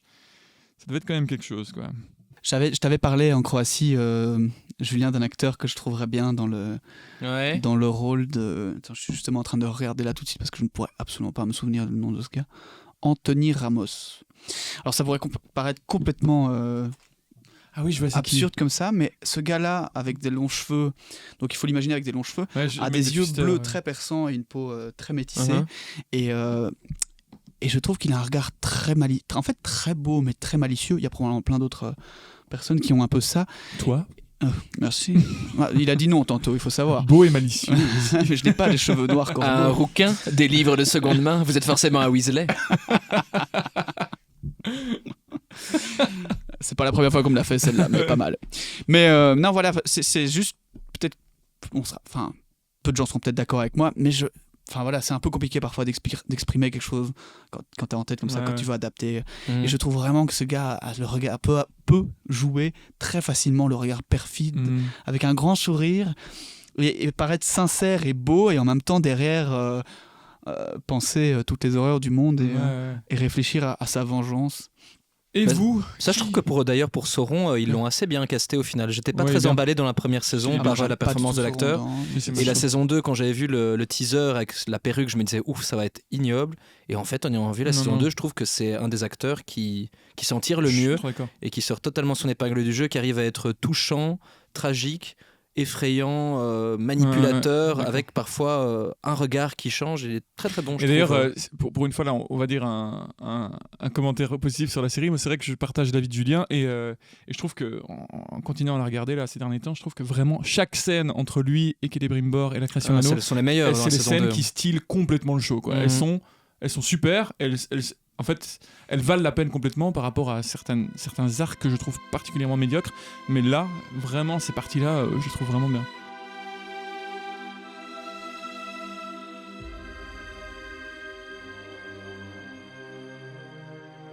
Alors plongeons-nous maintenant dans le chapitre 7 avec la création des Silmarils et l'agitation des Noldor. Eh bien, c'est durant cette période que sont fabriquées les plus célèbres merveilles des elfes. Fëanor, au sommet de son art à ce moment-là, il est désormais inspiré par une nouvelle idée, ou peut-être a-t-il pressenti un terrible événement futur. Son idée est de perpétuer la lumière des arbres dans une œuvre impérissable. En secret alors, il s'attelle dans cette entreprise avec toute son habileté et toute son expérience, et à l'issue de ce travail, il finit par créer les fameux Silmarils qui donnent leur nom au livre que nous sommes en train de parcourir. Alors, que sont les Silmarils ? Eh bien, ce sont 3 grands joyaux, et hormis Fëanor, qui ne pourra le révéler qu'à la fin des temps, personne ne sait de quelle substance ils sont faits. bien qu'ils aient l'aspect cristallin d'un diamant, quoique plus dur, au point qu'aucune sorte de violence ne puisse les altérer. L'intérêt des Silmarils n'est cependant pas leur enveloppe, mais plutôt ce qu'ils contiennent, car Fëanor y a enfermé une composition de la lumière des arbres du Valinor, de telle sorte qu'ils brillent de leur propre éclat dans les endroits les plus sombres, tels les étoiles de Varda, et qu'ils reflètent la lumière qui les touche en des nuances encore plus merveilleuses. Vous comprenez aisément pourquoi il s'agit là d'une des plus belles œuvres que ce monde ait pu connaître, et comme vous, tous ceux qui vivent en Aman sont admiratifs et étonnés face à une telle création. Varda elle-même bénit ces joyaux afin que, je cite, « nulle chair mortelle, ni main impure, ni engeance du mal ne puisse les toucher sans être brûlée ou flétrie. » Mandos présage alors que le destin de Arda est renfermé dans ces pierres, autant que le cœur de Fëanor est profondément lié à ces objets qu'il a façonnés de ses propres mains. Et dès leur création, il est toujours dans les parages, Melkor convoite les Silmarils fatalement, plus que toute autre chose, et il cherche le moyen d'anéantir Fëanor, ainsi que l'amitié des Valar et des Elfes. Cependant, Melkor est rusé, et il fait profil bas, cachant ses intentions et œuvrant lentement, patiemment. Mais comment procède-t-il ? Eh bien, assez simplement en fait, en ayant de belles paroles au sein desquelles il tisse des mensonges. Il s'adresse à qui veut bien l'écouter, notamment aux Noldor parmi lesquels certains penchent déjà pour lui, bien mal leur en prendra par la suite, et ces mensonges vont ainsi d'oreille en oreille, sous forme de secrets dont la connaissance montrerait la sagesse de celui qui les détient, et ces mensonges sont si habilement tissés à de beaux discours qu'ils semblent surgir comme une pensée propre à ceux qui les propagent. Donc, c'est quand même le roi des mensonges. Melkor, ça, c'est quelque chose qu'il fait très, très, très, très bien. L'essence du mensonge, si on peut... Encore une fois, on peut voir que la manière dont il va procéder, ce n'est pas en créant quelque chose, mais c'est en tordant la réalité. Donc, encore une fois, on voit qu'il est incapable de créer, il est juste capable de corrompre. Il corrompt la vérité, et c'est ça qui va permettre d'arriver à ses fins un nombre assez conséquent de fois. Et concrètement, la teneur de ces propos fallacieux se résumerait à ceci. Les Valar auraient fait venir les Eldar en Aman par jalousie, craignant que la beauté des Quendi et leurs facultés créatrices données par Ilúvatar ne les rendent hors de contrôle. Car, s'ils étaient hors de contrôle, les elfes pourraient prospérer sur le vaste monde et bâtiraient de puissants royaumes dont ils pourraient disposer librement dans les terres de l'Est. D'autant plus qu'à ce moment-là, les elfes ne savent rien de la venue des hommes. Seuls les Valar le savent, et Manwë ne leur a encore rien révélé au sujet des premiers-nés. Pas avare en sale coup, évidemment, Melkor va le devancer et parler aux elfes des hommes, mortels, souhaitant mettre à son avantage le silence des Valar. Et il ne faut pas beaucoup de temps pour que le discours suivant, bien que faux, évidemment, se répande. Manwë tiendrait en captivité les elfes, afin que les hommes puissent venir les supplanter en terre du milieu. Les Valar ayant plus de contrôle sur les hommes, qui seront plus fragiles, plus éphémères, ils pourront s'approprier ainsi l'héritage d'Ilúvatar. Ça fait quand même sens, c'est pas des mensonges à la petite pièce, mais beaucoup de mensonges pour dire des choses en partant de choses assez vraies au final. Mais je pense que c'est la base d'un bon mensonge. D'une bonne manipulation. C'est ça, tout à fait. Réussir à partir d'un peu de vérité.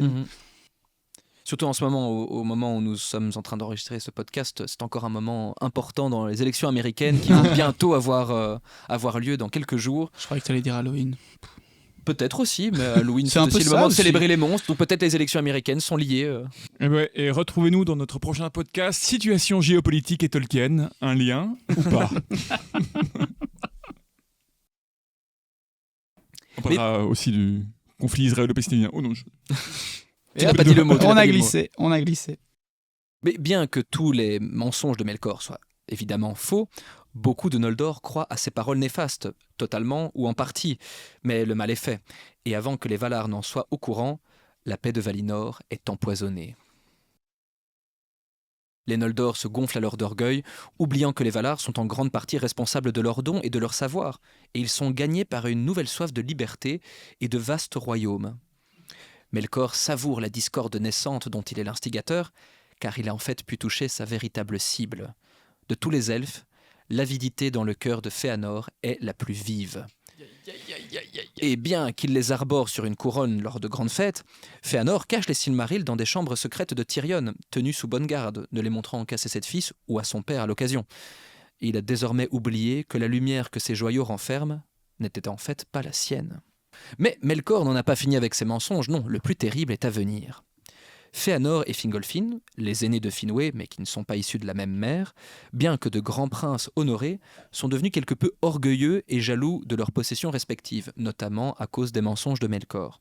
Et c'est là que celui-ci rajoute encore une couche, en propageant la rumeur que Fingolfin et ses fils comploteraient pour usurper la suzeraineté de Finwë, son père, et s'accaparer ses richesses à la place de Fëanor, le premier fils, tout en étant soutenus par les Valar qui, eux, seraient mécontents que les Silmarils ne soient pas sous leur propre garde. Et de l'autre côté, eh bien Melkor fait courir le bruit que Fëanor mépriserait ses frères Fingolfin et Finarfin et qu'il compterait bien les chasser de Túna, aidé de son père. Ça, encore une fois, c'est crédible. Hein. Si on se met à leur place, on se dit qu'au milieu de tous ces mensonges naissants, de toutes ces rumeurs, ça ferait sens. C'est crédible, mais tu vois, il vient toujours titiller. Ce sera quand même plus tard, comme avec l'île de Luménor, il vient chercher vraiment l'esprit de désir de possession, l'orgueil, le désir de richesse, de pouvoir. Il vient vraiment titiller ses bassesses, quoi. Il fait appel aux bas instincts, c'est sûr. Et parallèlement, voyant que ces mensonges couvent et semblent trouver des oreilles attentives, Melkor parle également d'armes aux Noldor, qui se mettent donc à forger des épées, des haches, des lances et des boucliers de leur clan avec le blason de leur propre maison. Fëanor établit quant à lui une forge secrète même de Melkor, où il trempe des épées redoutables pour lui et pour ses fils. La discorde est totale à ce moment-là dans le cœur des Noldor, et ainsi, vient la fin des beaux jours à Valinor. Juste par rapport à ce qu'on disait juste avant, ça fait un lien avec ce qui était dit avant par rapport aux Noldor qui jusque-là déterraient des joyaux pour les distribuer gratuitement. Et d'un coup, de par l'influence de Melkor, ils font tout l'inverse. Ils commencent à garder les choses pour eux, à créer des armes même. C'est un peu leur guerre froide à eux en fait. Et donc on passe d'un monde de partage à un monde en fait de possession et de propriété privée. Parce que Melkor aurait été suscité cette convoitise, cette peur de l'autre, en faisant croire à chaque clan que l'autre voudrait s'accaparer ses propres richesses, alors que de base il n'en avait cure au final. Eh bien, retrouvez-nous sur notre prochain podcast. Les Valar étaient-ils communistes ? Valar communiste ou capitaliste ? L'heure est désormais à la rébellion contre les Valar, incitée ouvertement par Fëanor dans le but de quitter Valinor pour gagner le monde extérieur et délivrer les Noldor de leur prétendu esclavage. Une grande agitation règne à Tirion. Finwë est troublé et sa famille semble être proche d'un grand péril. Et on peut dire que cela n'est pas passé loin. Finwë, je vous dis, est inquiet. Que fait-il alors ? Il convoque ses fils et ses seigneurs en conseil. Fingolfin arrive le premier au palais et il enjoint son père à contenir l'orgueil de Fëanor vis-à-vis des Valar, car leur père est roi, et il fut celui qui conduisit les Noldor jusqu'en Aman, à la demande des Valar. Fingolfin s'engage avec son plus jeune frère à honorer cet acte si leur aîné semble s'y refuser. Mais alors qu'il parle, Fëanor rentre dans la grande salle en armure et en tenant une grande épée. Il s'approche de son frère Fingolfin et le menace en tirant son arme vers lui. « Ainsi nous y voilà, comme je l'avais deviné. Mon demi-frère voudrait me devancer auprès de mon père. Va-t'en d'ici et prends la place qui te revient. » Fingolfin s'incline face à son père et se retire du palais, sans un regard pour son frère. Ce dernier, lui, le suit jusqu'à l'extérieur de la demeure royale, et c'est là qu'il l'arrête. « Vois cette lame, plus acérée que ta langue. Essaye seulement encore une fois d'usurper ma place ou l'amour de mon père, et peut-être que cette épée délivrera les Noldor de celui qui se voit en maître d'esclaves. » Alors ok, ça claque, c'est vraiment badass, mais en même temps ça craint parce qu'il y a énormément de monde devant la demeure de Finwë, et tout le monde entend cela, et l'agitation des Noldor parvient même jusqu'aux oreilles des Valar, qui voient en Fëanor, malheureusement, l'instigateur de toutes ces manigances, de ces mensonges et du désordre qui règne chez les elfes. Le bad buzz quoi. Exactement, alors qu'il est seulement le seul à s'élever ouvertement contre les Valar. Mais du coup, c'est lui qui va prendre tarif pour tout le monde. Car les Valar ont amené les Eldar chez eux en toute liberté, libres de rester ou de partir, et Fëanor en ce moment dépasse clairement les limites de ses hôtes. Avec tous ceux qui ont eu part ou qui savent quelque chose de cette affaire, Fëanor est appelé à comparaître devant les Valar aux portes de Valmar, afin de répondre de ses actes et de ses paroles. Porte de Valmar où Melkor a supplié Manwë de pouvoir revenir. Exactement, il se trouve là dans l'anneau du destin, encore une fois. Donc c'est c'était un parallèle assez fort, quoi, d'avoir les deux au même endroit. Ça va se terminer d'une certaine façon, encore ce n'est pas la fin, mais là où ça a commencé. Ouais. Mais c'est aussi la première fois qu'il y a une véritable menace entre deux elfes qui se menacent de s'affronter, de se tuer carrément. Et qui sont frères, qui plus est. Qui plus est, mais c'est la première fois qu'il y a un combat qui pourrait éclater entre deux elfes. Avant, il n'y avait même pas d'armes. Ils ont créé les armes et là, ils vont peut-être s'en servir, qui sait. Et il se tient justement debout devant Mandos et Fix dans l'anneau du destin et il répond à leurs questions. C'est ainsi que la malveillance de Melkor est tout de même dévoilée. Et si tout le fait, à votre avis, qui se met en route pour traquer son adversaire ? Notre Chris Hemsworth préféré, tout le casse. Seulement, Fëanor n'est pas encore lavé de tout péché, car c'est lui qui a brisé la paix du Valinor et tiré l'épée contre son frère. Alors, comme punition, Mandos le condamne à 12 ans d'exil, hors de Tirion, où il a proféré ses menaces. Il lui dit ceci : « Jusque-là, prends conseil auprès de toi-même et rappelle-toi qui tu es et ce que tu es. Mais après ce terme, l'affaire sera laissée en paix et la faute considérée comme réparée si d'autres veulent bien t'en libérer. » Fingolfin se dit prêt à libérer son frère, mais Fëanor ne dit rien et s'en va, quittant le conseil et la cité de Valmar avec ses 7 fils qui l'accompagnent dans son bannissement. Ensemble, ils établissent une place forte dans le nord de Valinor, à Formenos, où ils entassent une multitude de gemmes et d'armes dans un immense trésor, au sein duquel les Silmarils sont enfermés dans une chambre de fer, évidemment. En raison de son amour pour son fils, le roi Finwë vient lui rendre visite, tandis que Fingolfin, lui, reste à Tirion, où il règne sur les Noldor. Au-delà de lui rendre visite, il va vivre avec lui. Il va Carrément, vivre complètement à Formenos avec lui. Ce qui va permettre à Fingolfin de prendre le pouvoir. Ouais, enfin permettre, oui. Il ne le veut En tout pas cas, vraiment, il ne le souhaite pas. Ce n'est pas une prise de pouvoir où Ouais. Il ne le vole pas le trône à son père, mais il va prendre en tout cas son poste. Et je rappelle que 12 ans d'exil, ce sont 12 ans en elfe, et à ce moment-là, en Aman, ça vaut 1 an égale 144 ans. 7,5 ou 144 selon. Merci pour ce calcul. C'est vrai que ça change un peu de ce qu'on a en tête. On a une question par rapport à ça et à l'âge des elfes, et je me suis un peu renseigné là-dessus. Et à Aman, à ce moment-là, c'est 144. Ok. Donc c'est beaucoup, 12 ans fois 144. Ouais. Mais si c'était Finwë qui avait fait le choix de Sophie, ça aurait été différent. Quel est ton fils préféré ? Tu dois en choisir un. Fëanor. Ok, tu veux pas réfléchir un peu ? Fëanor. D'accord. Papa, tu veux dire avec qui ? Fëanor. En plus, c'est un divorce et c'est le père qui choisit, tu vois, pas l'inverse. Il me rappelle ma femme. Mais attends, t'as une nouvelle femme. Il me rappelle ma femme, je te dis. De quelle femme parles-tu ? Il n'y en a qu'une seule. L'ancienne. T'as une disque qui part en courant dans le fond. Ça fout bien le... Ben, voilà, on parlait des torts des Noldor tout à l'heure, on y arrive, on est clairement dedans. C'est que le début, clairement. Mais... Ce n'est que le début. Et c'est vrai que c'est un peu... Voilà, c'est un peu tout... C'est clairement, en fait, ces remariages et ces choses-là qui amènent... Ouais. Ah, les remariages. Qui amènent un peu Discord. Mais ainsi donc, avec tout cela, eh bien, il y a une chose qui finit par arriver, c'est que les mensonges de Melkor, au final, eh bien, ils prennent une certaine forme de vérité, même si cela est causé, au final, par les actes de Fëanor. Cette amertume entre les frères et leurs enfants ne mourra point d'ailleurs, et elle demeure encore longtemps. Et par rapport à cette phrase que je viens de vous dire, que les mensonges de Melkor prennent une forme de vérité, bien que cela soit causé par Fëanor, eh bien moi ça m'a fait penser, ça c'est une petite déformation de comédien avec nos études théâtrales, ça me fait penser aux sorcières dans Macbeth, voire encore à la prophétie concernant Édipe. Pour ceux qui l'ignorent dans nos auditeurs ou nos spectateurs, chez Shakespeare, Macbeth, c'est un seigneur, un noble écossais, qui croit sur sa route des sorcières qui lui révèlent qu'il deviendra roi d'Écosse.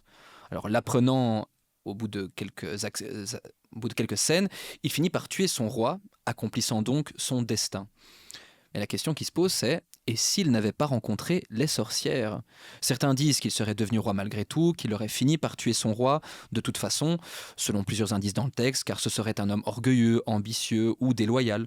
C'est pourquoi les sorcières lui prédiraient cet avenir, car elles sentiraient le mal en lui, ou plutôt, devrions-nous dire, vu que nous lisons Tolkien, la possibilité du mal. Elle serait donc plus une motivation qu'un déclencheur pour Macbeth. Mais tout l'enjeu de la pièce, en tout cas un des enjeux, ce serait de savoir si nous sommes maîtres de notre destin ou si tout est prédéterminé et que nous ne pouvons rien y faire. Et puis il y a aussi la thématique de la rédemption, de la tentation, car Macbeth, tout au long de la pièce, peut refuser la prédiction des sorcières, renoncer à son projet macabre. Il a diverses occasions pour le faire, mais il ne cesse de s'enfoncer de plus en plus dans ce qu'il a commencé à entreprendre. Et c'est un peu pareil chez Édipe. Alors, pour vous résumer très grossièrement l'histoire d'Édipe, Un oracle dit à ses parents que leur enfant tuera son père et couchera avec sa mère. Horrifiés, eh bien, les parents d'Édipe décident donc de se débarrasser de leur enfant et de l'abandonner lorsqu'il est encore un bébé.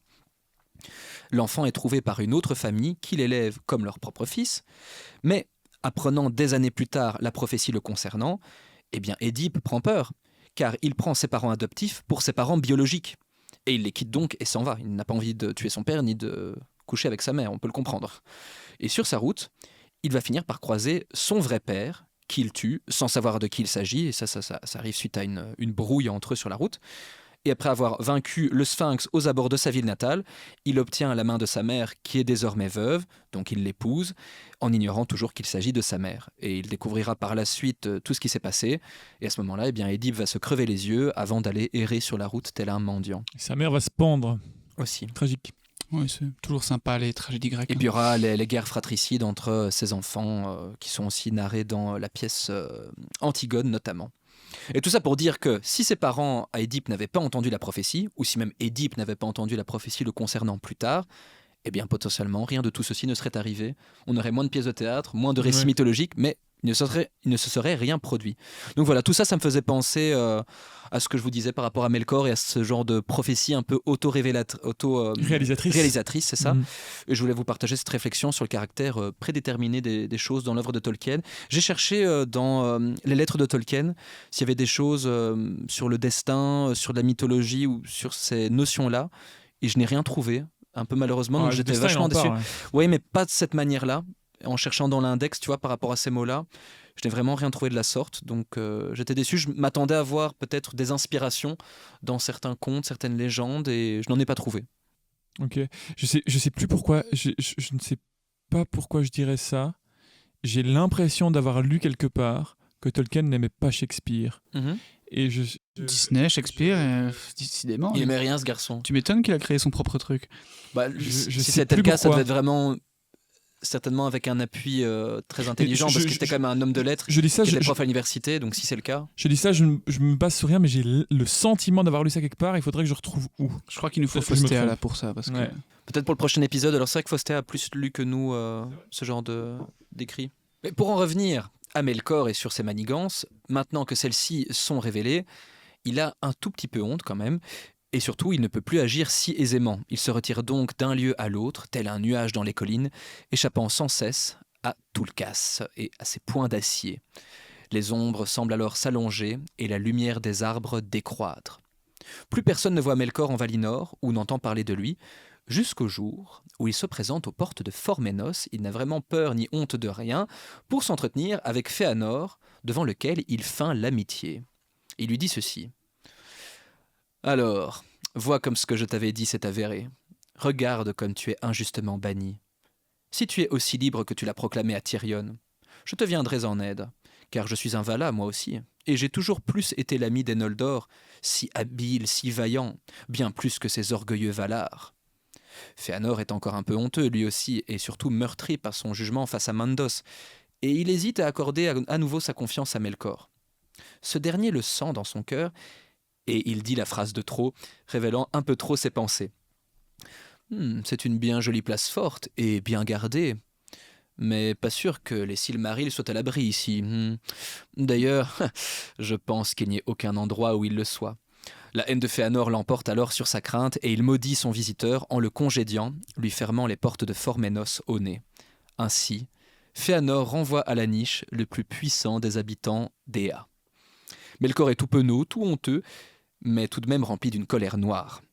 La vengeance viendra, mais pas encore. Ça, ce sera pour le prochain chapitre. Finwë est alarmé par cette rencontre et envoie des messagers auprès de Manwë pour l'en informer. Et à peine reçoit-il ces nouvelles que Tulkas et Oromé s'apprêtent à partir, vaillants qu'ils sont. Seulement, ils reçoivent d'autres nouvelles des Teleri, qui ont vu, eux, l'ombre de Melkor passer leur havre en direction du nord.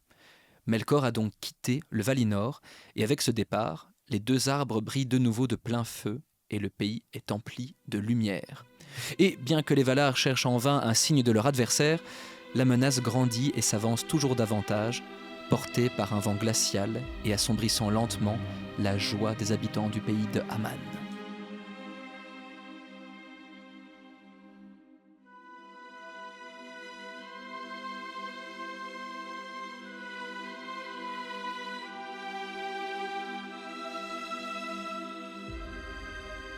Eh bien voilà, un épisode, en tout cas la section narration qui se finit. Là on rentre dans le dur, dans le vif, je dis ça à chaque fois, j'ai l'impression, mais en même temps c'est vrai. C'est vrai, C'est vrai. on a souvent l'impression qu'on va rentrer encore plus dedans. Bah Mais là, dans on l'histoire a la des création des Silmarils, Silmarils, on y est. on arrive à l'histoire qui va forger bon nombre de destins, bon Ouais. nombre de relations et d'événements. Et cet événement avec la découverte des manigances de Melkor et puis tous ces mensonges qui ont fait monter La Fëanor dans sauce. les tours, eh bien, ça va aussi être source de nombreux soucis par la suite. Et puis, dans le prochain chapitre que nous verrons dans le prochain épisode, on commencera avec un événement tragique pour Valinor et pour la Terre Oh du là Milieu là. en général. J'ai hâte. Est-ce qu'on passerait directement à la section questions ? Eh bien oui, parce que oui. je pense qu'on en avait un peu plus cette fois-ci. Ce Très sera bien, l'occasion de effectivement. prendre le temps d'y répondre. Vous avez été nombreux et Posément. nombreuses à nous envoyer pas mal de questions, alors j'ai pris un peu le temps de répondre à certaines d'entre elles. Voilà. Donc on va s'y lancer tout de suite. Merci d'ailleurs beaucoup pour avoir répondu à ce message. Merci pour tous les messages que vous nous envoyez de manière générale. Ça fait toujours super plaisir. Et donc voilà, on va répondre à quelques questions. Alors la première question, c'est une question de What's My Name, son pseudo Instagram. Évidemment, c'est pas son vrai prénom. Est-ce que Bonjour, Cyril. my name. Oui, what's my name. What's my name Est-ce que Tolkien est l'inventeur des races fictives ? J'ai résumé les questions, parfois elles étaient plus longues, mais je les ai résumées. Est-ce que Tolkien est l'inventeur des races fictives ? Alors, non, je pourrais répondre que non, mais il les a popularisées. Il a repris des codes de la créature fictive, de mythologie nordique, par exemple, comme dans les Eddas. Les Eddas qui sont 2 recueils de poésie nordique et qui rassemblent le gros de la mythologie scandinave, mais aussi les créatures féeriques européennes, les elfes, les nains, les gobelins, toutes ces choses-là, toutes ces choses qui font partie même des légendes arthuriennes, etc. Par contre, il est le premier à avoir développé ces créatures et leur culture, et l'heroic fantasy moderne est vraiment en grande partie de lui, parce que vraiment il va leur donner un monde dans lequel ils évoluent, une cohérence, etc. C'est pour ça qu'on dit souvent, pas tout à fait à tort, mais pas totalement non plus, que c'est le père de la fantaisie moderne. Ouais. Et c'est vrai que tous les univers fantastiques et fantaisistes qui sont arrivés par la suite, que ce soit des jeux comme Donjons et Dragons ou d'autres œuvres de fiction, bah, en fait, se sont référés à Tolkien plus Beaucoup, que ouais. par l'Edda, même si Tolkien lui-même en était nourri. Mais Une on- petite dédicace à mon coloc qui m'a posé exactement cette question ce matin dans la cuisine. Trop Voilà, marrant. tu as donc la réponse. Mais on peut la citer d'ailleurs d'autres auteurs antérieurs ou contemporains à Tolkien qui utilisaient déjà les mêmes vocabulaires et races, comme j'ai trouvé par exemple Lord Dunsany dans La fille du roi des elfes en 1924, donc c'est un peu contemporain à Tolkien, mais il n'avait pas encore sorti le Hobbit. Et où les elfes sont décrits comme des êtres éthérés, reliés à la nature. Voilà, déjà un lien. Et puis nous avons aussi George MacDonald dans La princesse et le gobelin en 1872, qui est un livre pour enfants où on parle d'une princesse et d'un gobelin. Voilà. Ah, ça c'est fou, ça, j'aurais jamais deviné. Alors, la deuxième question de Meister 0000. Pourquoi les Valar ne viennent pas tuer Sauron ? Alors ça, il y a plusieurs réponses à ça. La réponse principale, c'est que, donc Sauron évidemment, lors de la guerre de l'anneau, c'est qu'en fait vous allez voir qu'à la fin du à un moment du Silmarillion, ils vont en fait venir se mêler à la guerre, comme ils l'ont déjà fait au début du Silmarillion, vous avez pu l'entendre, mais ils vont complètement détruire le Beleriand, détruire des terres, ils vont complètement casser toute une partie du monde, et voyant la puissance de leur pouvoir et de ce que des guerres avec eux provoquent, eh bien ils vont s'en tenir là, et ils vont décider de ne plus intervenir dans les histoires de la Terre du Milieu. Je vous le remettrai juste maintenant dans la vidéo, une carte qui montre presque de manière humoristique la Terre du Milieu telle qu'on la connaît dans la saga du Seigneur des Anneaux Ouais. et comment elle était avant, et vous allez voir que c'est plus de la moitié de la carte en fait qui a est été détruite par cette guerre entre les Valar et Morgoth. Et donc ça, c'est vraiment la raison principale. Alors évidemment aussi, on l'a dit, le fait qu'ils aient amené les elfes en Valinor, Mandos avait prévenu que ça allait être tragique, que ça allait créer quelque chose de mauvais. Mhm. Et donc ils vont décider en fait aussi de moins se mêler aux histoires de manière générale et de plus laisser les choses se faire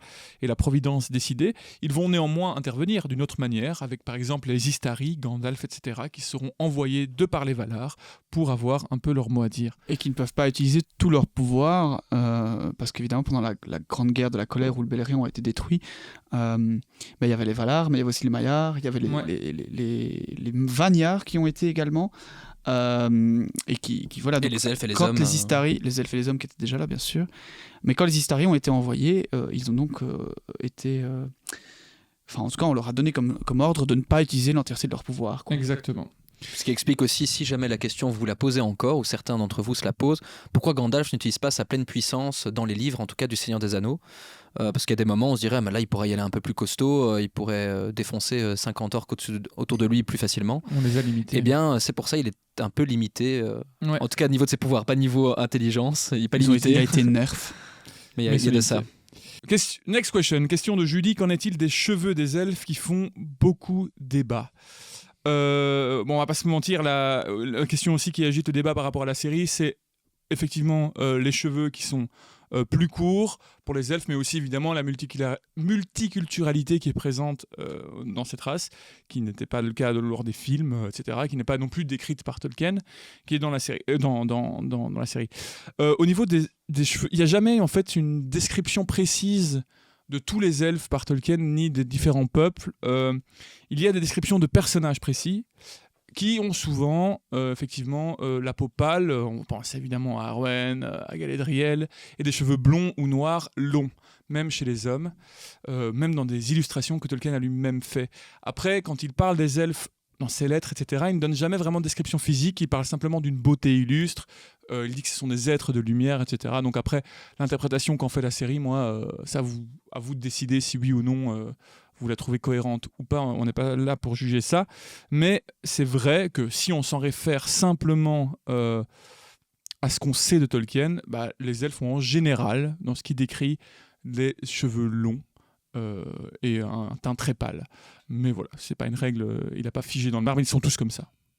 Alors, Gourgour nous dit « Vous êtes trop mignon ». Voilà, merci beaucoup Gourgour, j'avais envie de le dire. Et Marie nous demande « Est-ce qu'on peut vous envoyer un truc pour la déco ?» Carrément. D'ailleurs, Oui. vous n'êtes pas la première à nous le demander. Si vous voulez des infos pour nous envoyer quelque chose, venez en message privé, on s'arrangera. Flo, si on devait retenir une seule scène de toute l'œuvre de Tolkien, ce serait laquelle? Toute l'œuvre, hein. On parle pas seulement du Seigneur des Anneaux. Ouais. Il y en a pas mal dans le Silmarillion, moi qui me botte, mais malgré tout, la première qui me vient à l'esprit, c'est la charge du Rohan. Voilà. Ouais, je comprends. Mais il y en a beaucoup dans le Silmarillion terrible, que ce soit pendant les grandes batailles, les différentes grandes batailles qu'on évoque. C'est avec la chute de Gondolin aussi. Ouais. Une seule scène dans tout le dans tout l'univers. Voilà, je vais quand même aller un peu à l'évidence avec des bagarres contre des Balrogs avec Glorfindel ou Ectelion sur les murs de Gondolin et compagnie. Donc ça peut être pas mal. Eh bien, moi, je dirais la création par Iluvatar. Je trouve que le premier chapitre du Silmarillion et la création avec le chant, je trouve que c'est assez épique et très beau et très poétique, et j'adore ce moment. Donc, je dirais ça. 10 000 qui nous demande un épisode. Est-ce qu'on fera un épisode critique sur Rings of Power? On a déjà des gens qui nous ont demandé. FX n'est pas du tout d'accord. Julien et moi, pourquoi pas? On pourrait. Mais voilà, c'est pas prévu en tout cas. Mais pourquoi Après, pas. à part pour donner notre avis. Je suis pas d'accord, c'est que moi je l'ai pas vu, je la regarderai pas. Mais par contre, vous allez normalement. Est-ce que vous allez faire cet épisode avec Elrohir? Non, finalement, je crois qu'il a déjà tout fait, donc je pense Ah oui, pas. vu que la série a fini d'être sortie, là, c'est sûr. Mais en tout cas, voilà, rien de prévu. Mais Vous pouvez faire un segment, un de ces quatre. ouais, on pourrait en parler. Un épisode complet, je pense que ce sera pas le but. Non, mais, il y a déjà des gens qui ont dit des choses très Ouais. intelligentes sur la série, qui ont fait des retours constructifs. Ce serait pas intéressant d'apporter notre pierre encore à cet édifice braque-ballant. Mais beau. Alors, question d'Emeric. Quel est notre livre préféré de Tolkien en comptant tout? Donc, avec la chute du Gondolin, le Silmarillion et tout. Moi, je vais répondre. Je vais dire le Silmarillion, clairement. Clairement, j'adore le Silmarillion. Je dirais la même chose parce qu'il n'y a rien à faire. Quand on s'imagine les histoires, déjà en lisant Le Seigneur des Anneaux, et qu'on s'imagine, qui est d'ailleurs assez différent finalement des films, mais il y a des images épiques qui peuvent en sortir dans nos têtes, etc. Et quand on lit le Silmarillion, imaginez-vous que c'est la même chose, mais dans des grandeurs tellement supérieures que, waouh, moi quand je lis ça, je m'imagine vraiment des batailles épiques avec des personnages épiques, qui est bien plus pour moi explicatif et précis que ce qu'on le pense. On dit c'est impossible d'adapter le Silmarillion en série, etc. Moi je trouve que ce serait clairement possible, mais en tout cas voilà, moi j'imagine des scènes vraiment absolument, la discussion entre Fëanor et Melkor, les discussions, rien que ça, je trouve ça tellement génial, ça pourrait tellement bien donner, donc ouais, Silmarillion. Moi, je dirais les deux tours. Ça ne change pas d'avis par rapport à ça, mais le Silmarillion, je suis très agréablement surpris en l'ayant relu, de voir à quel point je le préférais à ma première lecture qui n'avait pas été jusqu'au bout et qui était un peu difficile. Là maintenant, je commence à comprendre le potentiel de l'œuvre et à visualiser les choses, à comprendre les personnages, les relations entre eux. Donc la préférence pour le Silmarillion a nettement progressé. Ceci dit, c'est un peu triché parce que c'est quand même plein d'histoires. Ouais, mais on devrait peut-être choisir un chapitre. Mais c'est pour ça que l'auditeur ou l'auditrice je dirais demandait si c'était La chute de Gondoline, par exemple, ou Les enfants d'Ourine, ou tu vois, des légendes plus... Ouais, pour moi, c'est quand même une œuvre globale. Enfin, c'est quand même une œuvre entière. C'est toute l'histoire de la Terre du Milieu. Mais c'est un recueil de légendes, ouais. Mais Silmarillion. Dites-nous en commentaire quel est votre livre préféré. Comme nous, d'ailleurs. On est un recueil de légendes. Exactement. Non, c'est nos auditeurs, le recueil de légendes. Oh. Ceux qui nous envoient des messages. Qui nous réservent un accueil de légendes.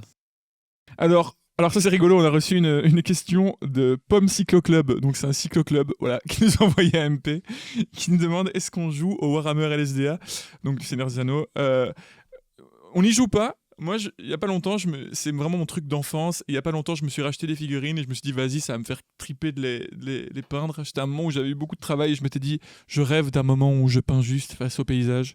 Et donc, j'avais acheté ces figurines que j'ai peintes, mais je n'en ai pas racheté depuis encore. Et il m'en reste encore quelques-unes à faire. Donc, on joue pas. Mais on jouera un jour. Ouais, on le fera un jour. Quand même. On le fera un jour, ce serait cool. Alice, théoriquement Sauron n'est pas mort après la guerre de l'anneau, qu'advient-il de lui ? Eh bien Alice, Sauron simplement perd toute forme physique et moyen de reprendre forme physique définitivement, et son esprit est fragmenté et destiné à errer dans les halles du monde sans avoir moyen de reprendre forme. Tolkien parle simplement d'un esprit fragmenté de malveillance qui se balade. Qui n'a plus aucune influence sur rien. Un peu à la même manière que Saruman, non ? Quand il meurt dans l'Encomté. Oui, à la même manière, sauf qu'il est moins fragmenté celui de Saruman, puisqu'il a perdu la vie qu'une seule fois. Simplement à la différence près que Saruman aurait pu normalement retourner en Valinor et reprendre forme, mais les Valar ont refusé. Voilà. Ils l'ont refusé. Car il a eu plusieurs occasions de se repentir, il a refusé à chaque fois. Ouais, alors que Sauron, là c'est un peu tard. Il a déjà eu... Vous avez quand même tué 7 274 000 personnes. On était ok jusqu'à 6 milliards, mais là vous avez déconné, vous avez dépassé le quota. Voilà. Donc il fait, parce qu'elle demandait dans son message, je l'ai pas mis, mais qu'est-ce qu'il fait pour passer le temps ? Rien, justement, il erre, c'est sa punition. Alors, Boris, la vision christique que l'on peut avoir d'Aragorn, etc., n'est-elle pas une conséquence de la vision anglaise de l'auteur ? On connaît l'amour des Anglais pour leur souverain. Est-ce que cet attachement culturel n'a pas provoqué cette vision des rois du monde de Tolkien ? Peut-être. J'en sais rien, sûrement. En tout cas, ce qui est sûr, c'est qu'il voulait créer des légendes pour son pays, sa culture, et c'est clair que c'est une culture souverainiste. Donc, a priori, peut-être. Ouais. Puis on a déjà parlé du destin, de la sainteté qui émane de la personne directement, quoi. Oui, il y a plusieurs personnages dans les écrits de Tolkien qui par leur sang seulement ont une sainteté qui émane. C'est pas juste un concept, c'est quelque chose de presque biologique au final. Ouais. Mais on vous rappelle ce qui est clairement quelque chose de royal dans son sens. On rappelle que par rapport en fait au roi français, il y avait cette idée que le roi français était comme élu par Dieu et donc avait un pouvoir de guérison, et ça on le ramenait à Aragorn qui avait aussi un pouvoir de guérison de par son statut de roi, et c'est un pouvoir qu'on attribuait au roi aussi français, et je sais pas si on l'attribuait aussi au roi anglais, si quelqu'un le sait on pourrait nous le dire, je sais qu'en France on le faisait, mais donc on se disait que ça pouvait être aussi une source d'inspiration, cette idée vraiment de sainteté des rois français. Voilà. Alors Hugo nous demandait faut-il encadrer le minage des nains par rapport à toutes les conneries qu'ils ont faites. Oui. Ils n'ont pas encore de charte clairement définie, donc ce serait peut-être bien de... Il y a d'ailleurs une réunion avec le syndicat la semaine prochaine. C'est une réponse franche, mais oui, sûrement. Timothy, la provenance de Morgoth est clairement définie et tolérée par Eru, Ilúvatar. Qu'en est-il d'Ungoliant ? Quel est son rôle ? Est-elle liée aux choses sans nom ? Car le fait qu'elle n'ait pas de provenance définie implique qu'Eru n'est pas derrière sa création. Ou alors Eru l'a créée dans le but de manger les arbres de Valinor. Eh bien là-dessus, moi j'aimerais te dire... Réponse au prochain épisode, car nous parlerons de la bestiole. J'allais dire la même chose. Ne spoilons pas ce qui arrive bientôt. On parlera de la bestiole au prochain épisode. Gwenaël nous demande si les elfes vieillissent et ont des enfants de la même manière que tout le monde, cela signifie qu'ils naissent et grandissent super lentement, qu'ils restent donc des nourrissons et des enfants en colère pendant des siècles. Comment l'espèce a-t-elle pu survivre ? Eh bien alors Gwenaël, cette question m'a fait tomber dans un rabbit hole dans lequel je ne suis pas encore sorti. Je fais ça vite fait ce matin et je t'avoue qu'à mon avis j'apporterai des infos plus précises une autre fois, mais néanmoins, je suis tombé sur un article qui traitait de la question par rapport à des textes divers et des notes de Tolkien vraiment très précis, où ils ont défini des modèles de vieillissement des elfes par rapport aux notes de Tolkien. Et en fait, il est passé par plusieurs idées, parce qu'à la fin de son œuvre, enfin avant sa mort, mais tardivement, il a commencé à vouloir vraiment essayer de naturaliser la vie des elfes et de son monde, essayer de le rendre cohérent. Et donc, il a essayé de faire des modèles du vieillissement des elfes qui soient plus ou moins précis pour essayer de vraiment rendre cohérents les elfes, quoi. Ce qui, à mon avis, est un travail impossible. Néanmoins, il a tenté. Alors, je vais résumer très fort, mais en gros, il est passé par plusieurs stades. Un premier stade où, en gros, il disait que 100 ans d'humain valaient 1 an d'elfe. Voilà. Et donc, les elfes, pour atteindre, par exemple, 10 ans, donc l'âge d'un enfant de 10 ans, il devait attendre 10 000 ans. 1000 ans, pas 10 000 ans, mais calcul mentaux, voilà, super. Et par contre, que ça c'était pour la Terre du Milieu, mais qu'en Beleriand c'était...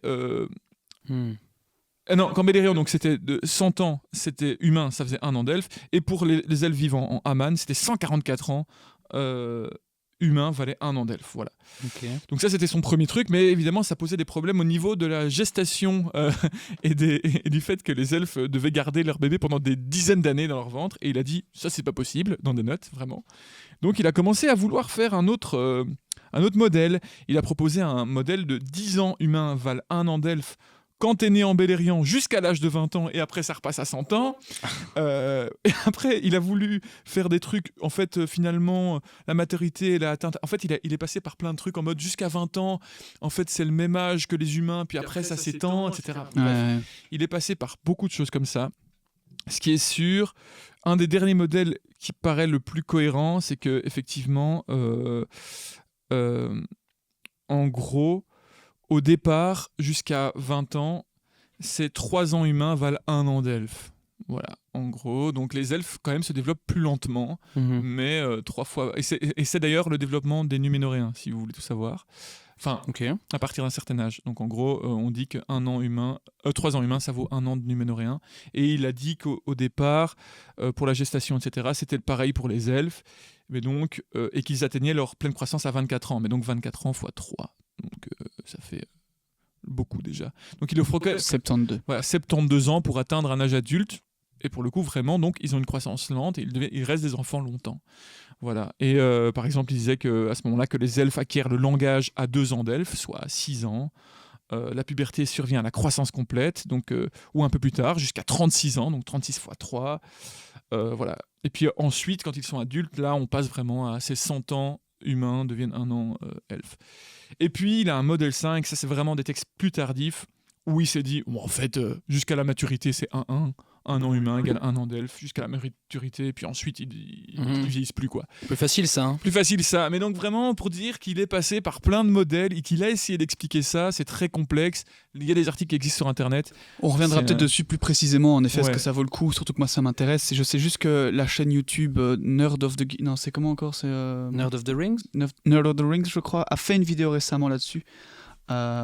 Lui, d'ailleurs, du peu que je me souviens, je crois que il grandissait très vite, donc il faisait très vite l'âge, enfin une taille adulte, mais n'était considéré qu'adulte à 50 ans plus ou moins. Je me rappelle rapidement, donc on va dire que c'est encore un nouveau modèle, ne faites pas attention à ce que je dis. En tout cas, lui il a fait une vidéo, vous pouvez toujours aller la checker, on ira la checker aussi. Et en tout cas, ce qui est sûr, c'est qu'il a pas d'avis, il a pas eu de théorie arrêtée. Il a vraiment un avis constant. Et en fait, ça c'est vraiment c'est sa névrose de vouloir tout expliquer, mais il ne pourra pas le faire évidemment. Petite dernière question, toujours de Gwenaël, concernant Rings of Power. désolé FX, Sauron se fait massacrer par les Uruk, mais survit alors qu'il n'a pas encore l'anneau. Est-ce possible alors ? Ben oui, j'ai envie de dire oui, c'est possible. On le voit en fait, Sauron meurt plusieurs fois, se fait tuer plusieurs fois et survit. Et c'est pour ça qu'à la fin, il ne peut plus parce qu'il est déjà mort plusieurs fois. Il est mort par exemple à la chute de Numénor déjà une fois. Il a été enseveli. C'est un Maya, donc c'est tout à fait envisageable. Il a été pris dans la chute de Numénor, dans l'ensevelissement de l'île de Numénor, et son esprit a réussi à se réincarner en Terre du Milieu. Et puis il perdra cette faculté qu'il avait de pouvoir se réincarner et de modifier son apparence. Ce sera il est en fait de une moins perte qu'il va subir. Moins en moins puissant. En tout cas, il perd des pouvoirs au fur et à mesure de ses morts. Donc c'est possible, si on veut, qu'il ait été une fois tué par des orques. Et puis voilà. Ce n'est pas inconcevable, en tout cas, que la série a emprunté ce chemin-là. Pas du tout. C'est une fanfiction, mais c'est possible. Dans la série, Celebrimbor se fait tuer après la création des anneaux. Qu'en est-il dans les livres ? Vous voulez vraiment nous tuer avec toutes ces questions sur la série ? Ouais, ben voilà, mais c'est normal. Vous avez, en fait, c'est. Ça vient de sortir en même temps. En même temps, ça m'attriste et en même temps, je trouve ça positif dans le sens où maintenant, le premier contact qu'ont les gens avec le lore vraiment profond du Seigneur des Anneaux, c'est la série Amazon. Et alors, ils vont prendre des choses pour acquises comme des choses vraies qui ne le sont pas. En vrai, on parle de fiction, hein, donc soyons légers, mais je veux dire, mais au moins ça peut être canon. Ça peut donner un intérêt pour certaines histoires du Seigneur des Anneaux. Mais par rapport à Celebrimbor, effectivement, dans la série, l'ordre de la création des anneaux est pas le bon. En fait, Sauron arrive déjà beaucoup plus tôt, en fait, dans le deuxième âge chez Celebrimbor, vers 1500, et il commence à créer les anneaux humains et nains. Et puis ensuite, Sauron s'en va, et c'est après son départ que Celebrimbor fait des anneaux elfiques sans l'influence de Sauron, et c'est pour ça qu'il a moins d'influence sur ces anneaux-là.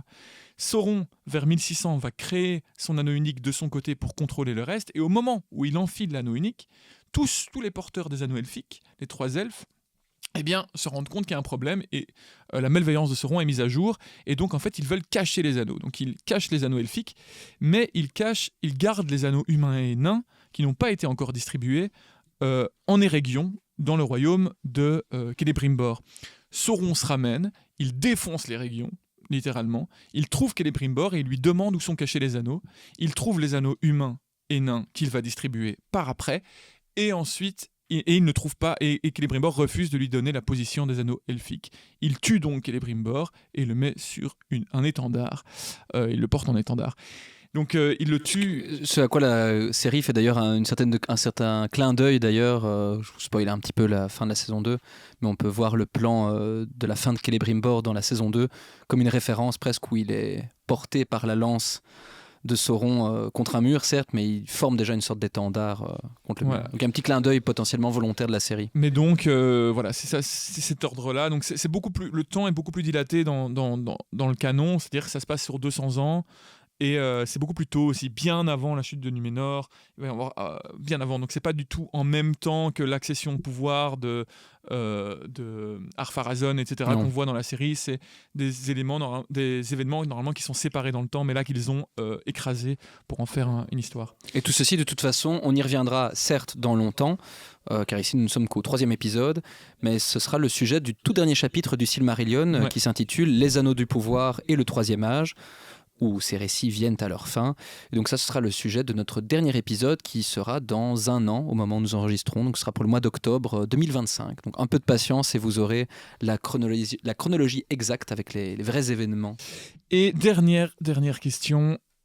Aussi, Elrond a un anneau dans la série, mais comment l'a-t-il ? Il récupère celui de Gil-galad, enfin pas dans la série, dans l'histoire de Tolkien. Il récupère celui de Gil-galad ou bien de Círdan, ou alors mon cerveau est hacké par Amazon.